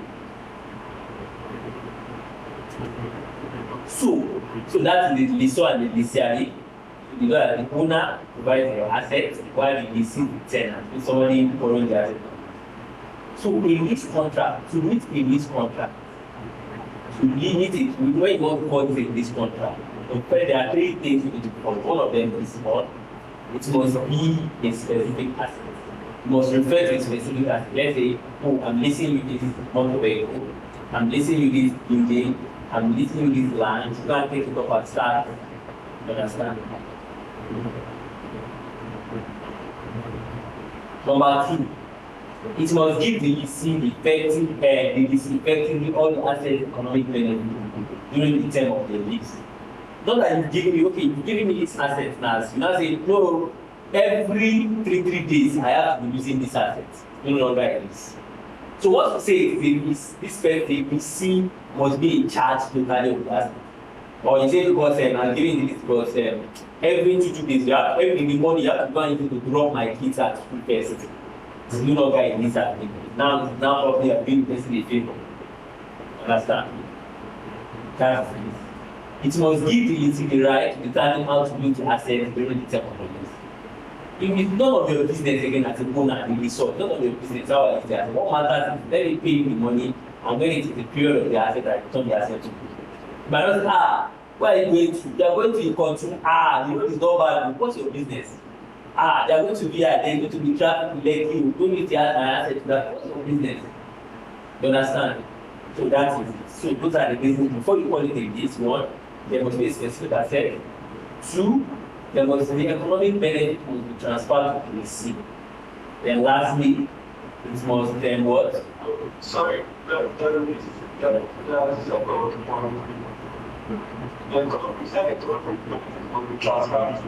yeah, during the lease term, yes. The economic benefit, yes. You understand? The economic benefit during the term of the lease must be transferred to the lease. And I give an example. For instance, now you can't just wake up because I'm giving you this asset, this motor benefit, and now give you the condition that every morning you must come and drop my kids work and drop my kids at school before you can go and use the asset. So it's no longer a lease. Because at that point you are giving the person condition. You understand? So that is for the economic benefit being transferred to the lease. Then it must give the lessee the right to determine how to use the assets during the term of the lease. Let me ask you a question. These guys. Let me talk about asset economic benefit and also about good assets. I think this right similar right for example. The risk and That was deniable. Okay, that was deniable. That was deniable. First of all, look like there's that much to say if you can't carry your garage, don't deliver with. yes, Is I have not look I have. so let's take I need to do a very but I need to do a land that is it's a building. Do we need to determine what I want to do in the building? No. No. So this is the building. This is the building. Well, there is difference between rent and lease. That's what I want to list. Yes, none of it. I can decide to, it depends on the type of lease. I can decide to say, give me this for this land. What matters to me is that you are paying that regular. So I decided to build it for all my. The person using it, we give you one of the person is there's a lease. I think it's relatively. Yes. So it is rent now. You can now say, okay, I don't want a club here. I don't want to get notice. You understand? That's the rent. But with the lease, that's the mistake. You don't want to transfer the asset to me. I can do whatever I like. But what matters is that Kind of plan is increasing every Well, Because if you say I can't get it into and now it's a lease. Now it's a lease. Yes, I say lease. Except probably you are not giving the person the higher purchase. Desire purchase na must come and start this guy in front of everybody. Understand? That was desire purchase. But if it is lease, that even reminds me, there was one of my other time when we were doing a nice man. A very nice man. What he does for people is these people, they come and meet him. If anybody asks him, you go and meet him. You go and meet him, just like I did for give him maybe 5 million, 10 million, go and buy a car, then once you pay back, you will not collect interest, give him the 10 million pounds. And then the doing for you will still stand as the owner of the car. That point is more like 9%, but it's not collecting interest. So if he gives you for 10 million, he sends you for over at $5, then you pay back that 10 million after you and years you get that. So there was this particular guy, very interesting. Guy comes, he helps him as usual, every time on a setting or takes for 2 days. The man will still stand as the owner of the car until like he be able to pay. So on that fateful day, that guy took one particular man around Baker. So the guy now said that the guy was wearing it and bad everything was sweet. But the guy was really good that look at how much is your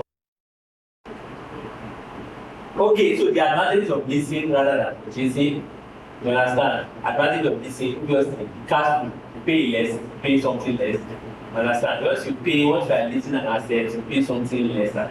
And like you can you want to purchase what's it called? The Uber car now, maybe 9 million, 8 million.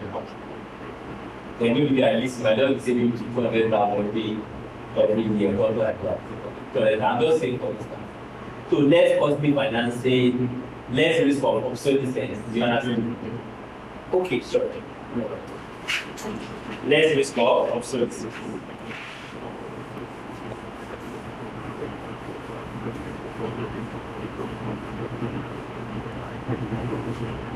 Less risk of obsolescence. Yeah, so those are the main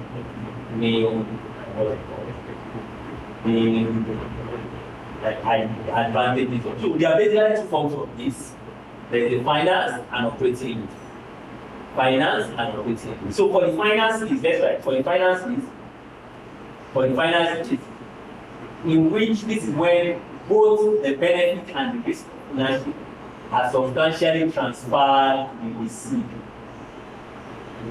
Benefit and the risk of ownership are substantially transferred to the seed in the finances. Benefits and the risk of ownership are substantially transferred to the finances.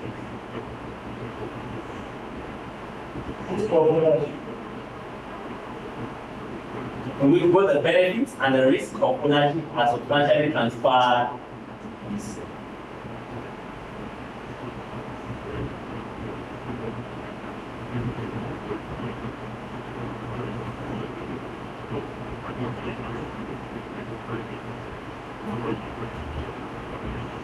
While operating is when either the benefit or the risk, are not substantially transferred to the receipt, it's called an operating. If either the benefit or the risk are not substantially transferred to the receipt, is what an operating.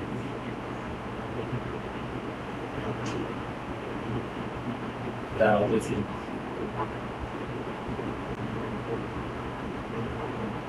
So another financial reporting standard, that's IFRS, now comes up with this 5 items. Also have this 5 items.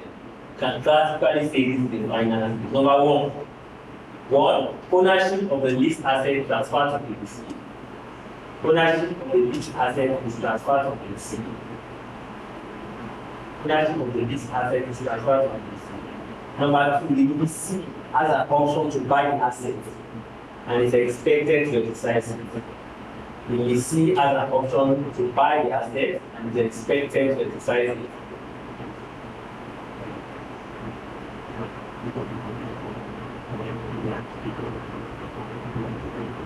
Number 3, the lease is for most of the assets useful life.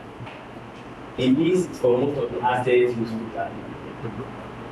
The lease is for most of the assets useful life.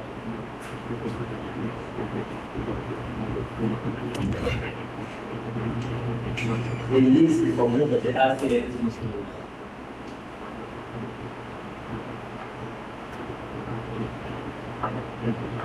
The lease is for most of the assets useful life. Number 4, the present value of the lease payment is greater than or equal to assets fair value. The present value of the lease payment is greater than or equal to assets fair value. While lastly, the lessor has no other use for the assets. And so what is it just trying to say? Once it is substantially transferred to the lessor and the leasee will practically take charge of the asset all through. And basically, in the long run, the asset eventually becomes the leasee's assets. And that can call it the finance. According to finance.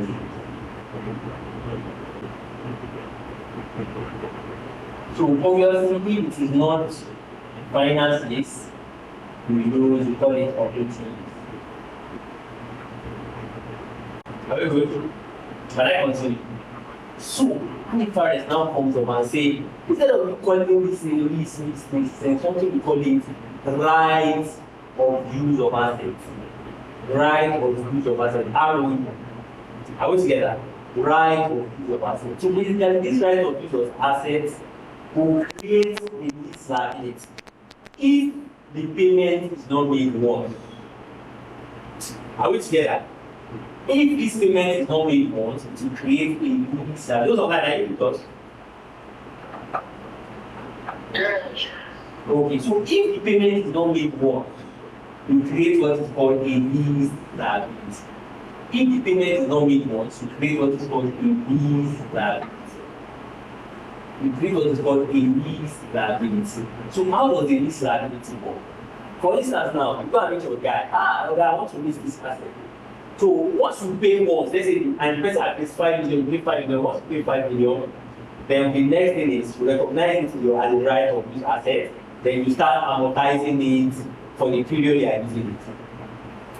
So if the person comes to tell you and say, oh, Oga, you will not I will then give you this asset, but I want to pay twice.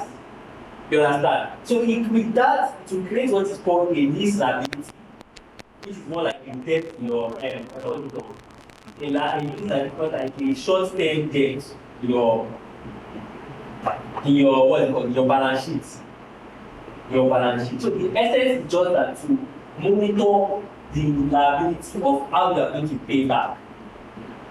You understand? I will get everybody.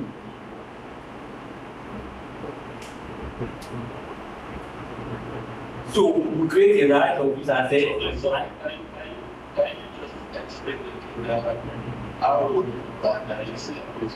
Okay, so ROU asset. You create an ROU asset when the person leases an asset. So ROU asset, when the person pays once for the asset, you put it on your balance sheet and you now amortize it into your P&L gradually. More like an asset, like you're using the asset. You understand? It's more like right of use of asset. That's the right of use of asset.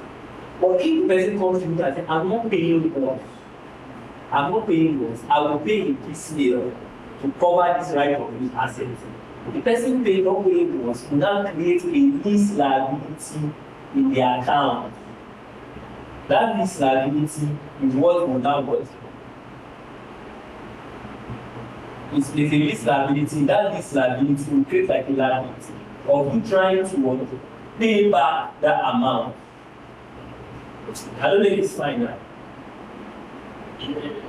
Yeah, okay. So that lease liability creates like and you trying to pay back that amount to the person. So that is where so that amount are not paid back. Just remember the right of use assets is now the lease. And then when you have the right to use assets, you amortize it. But if the person is not paying for it, pay for this liability, which will help the person now reach the value at the end of the tenure of the loan, at the end of the tenure of the loan.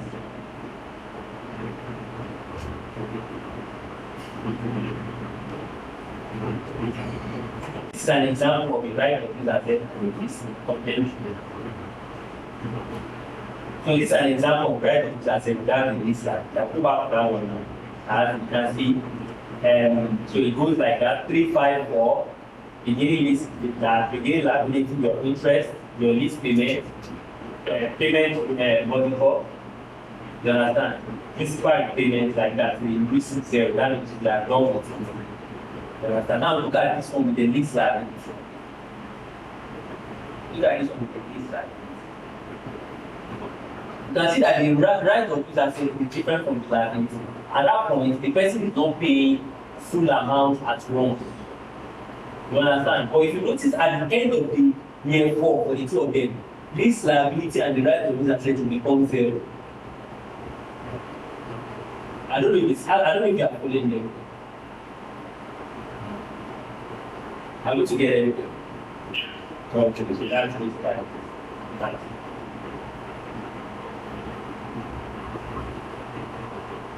Okay.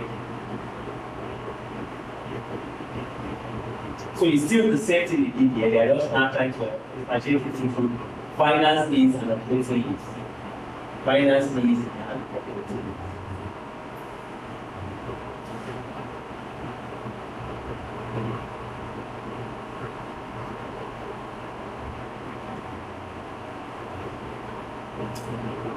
So let me point out something.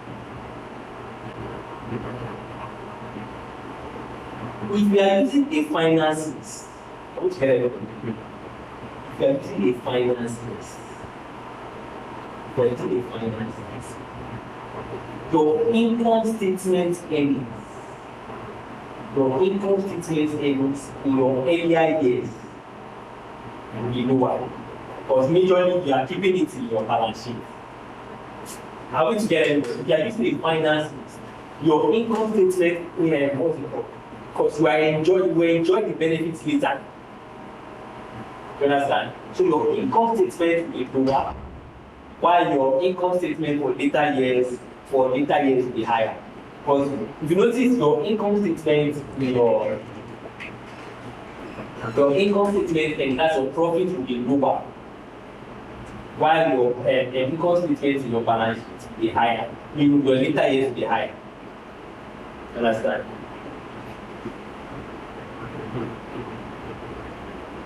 So for every other thing, your finance is every other thing, including your edit, your interest expense, your operating cash flow will be higher.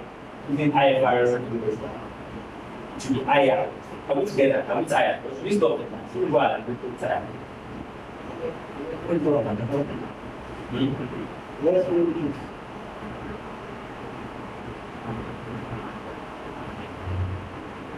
To be higher.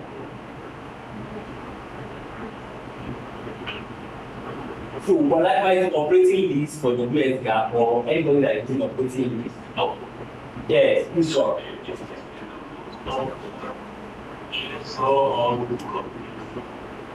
Okay, so 2 days now, it will be in the book of the, what is it called? The C. This will be in the book of the C now. You understand? So it will be opposite in the book of the Saw. You understand? It will be the opposite in the book of the Saw.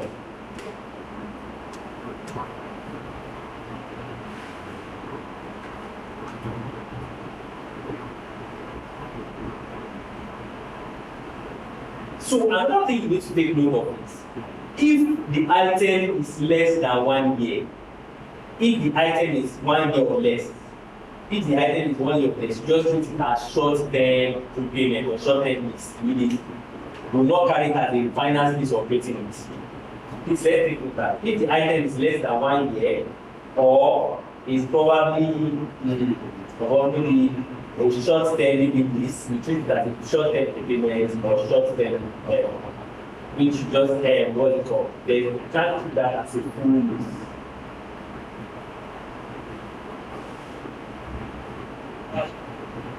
Yeah, I'm to go ahead.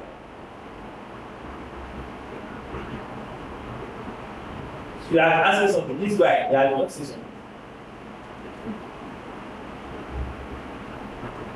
Okay, so that is for the leases and the so.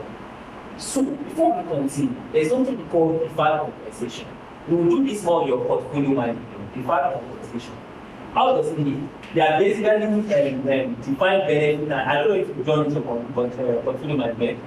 There's defined benefit and defined contribution. Defined contribution is the one that is the most common in what? In Nigeria. Where you see the employer will tell you, okay, you put a certain amount of money, I put a certain amount of money. So everybody, when it's time, guys, let them know. Then once you are also leaving the company is not liable to anything. That's what stand be paying power insurance to all the time. Define benefit or define contribution. So what we just explained is define contribution. While define benefit is the one that is common with all these multinationals. Where they, even after the person has left, starting based on the number of hours, how many years you worked, they will now give you a certain lump sum, a certain amount of money, which will cover maybe for the rest of your life, then also maybe health benefit after the beginning. So it's common with companies like Shell, Chevron, and so. But the truth is, we are level 2 do more of this, but for now, let's just see what we just understand the benefit. We have to define benefits and define. So the one that is most common is what? Define. That's the one that is common in Nigeria, define contribution. But define benefit is common with multinational.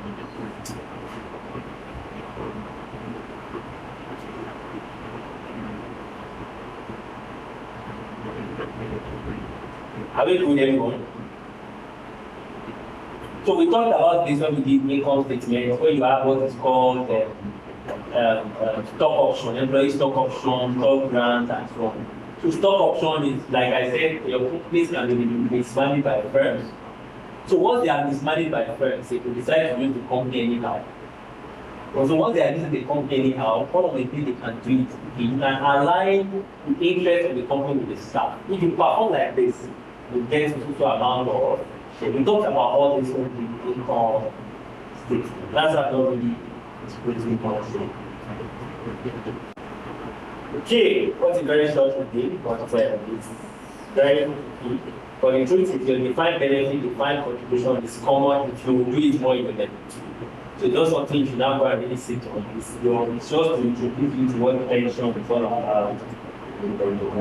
And also to note that your just know that there is difference between finance and operating lease, and other IFRS there is what we call return of right to use an asset. I mean, and if you split the payment, you are not paying more. There is something we call lease liability. It creates a lease liability which you have to amortize to the end. So what will you get? It depends on how the contract. If you are present paying you are present paying. So whatever you require to be a contract, or most people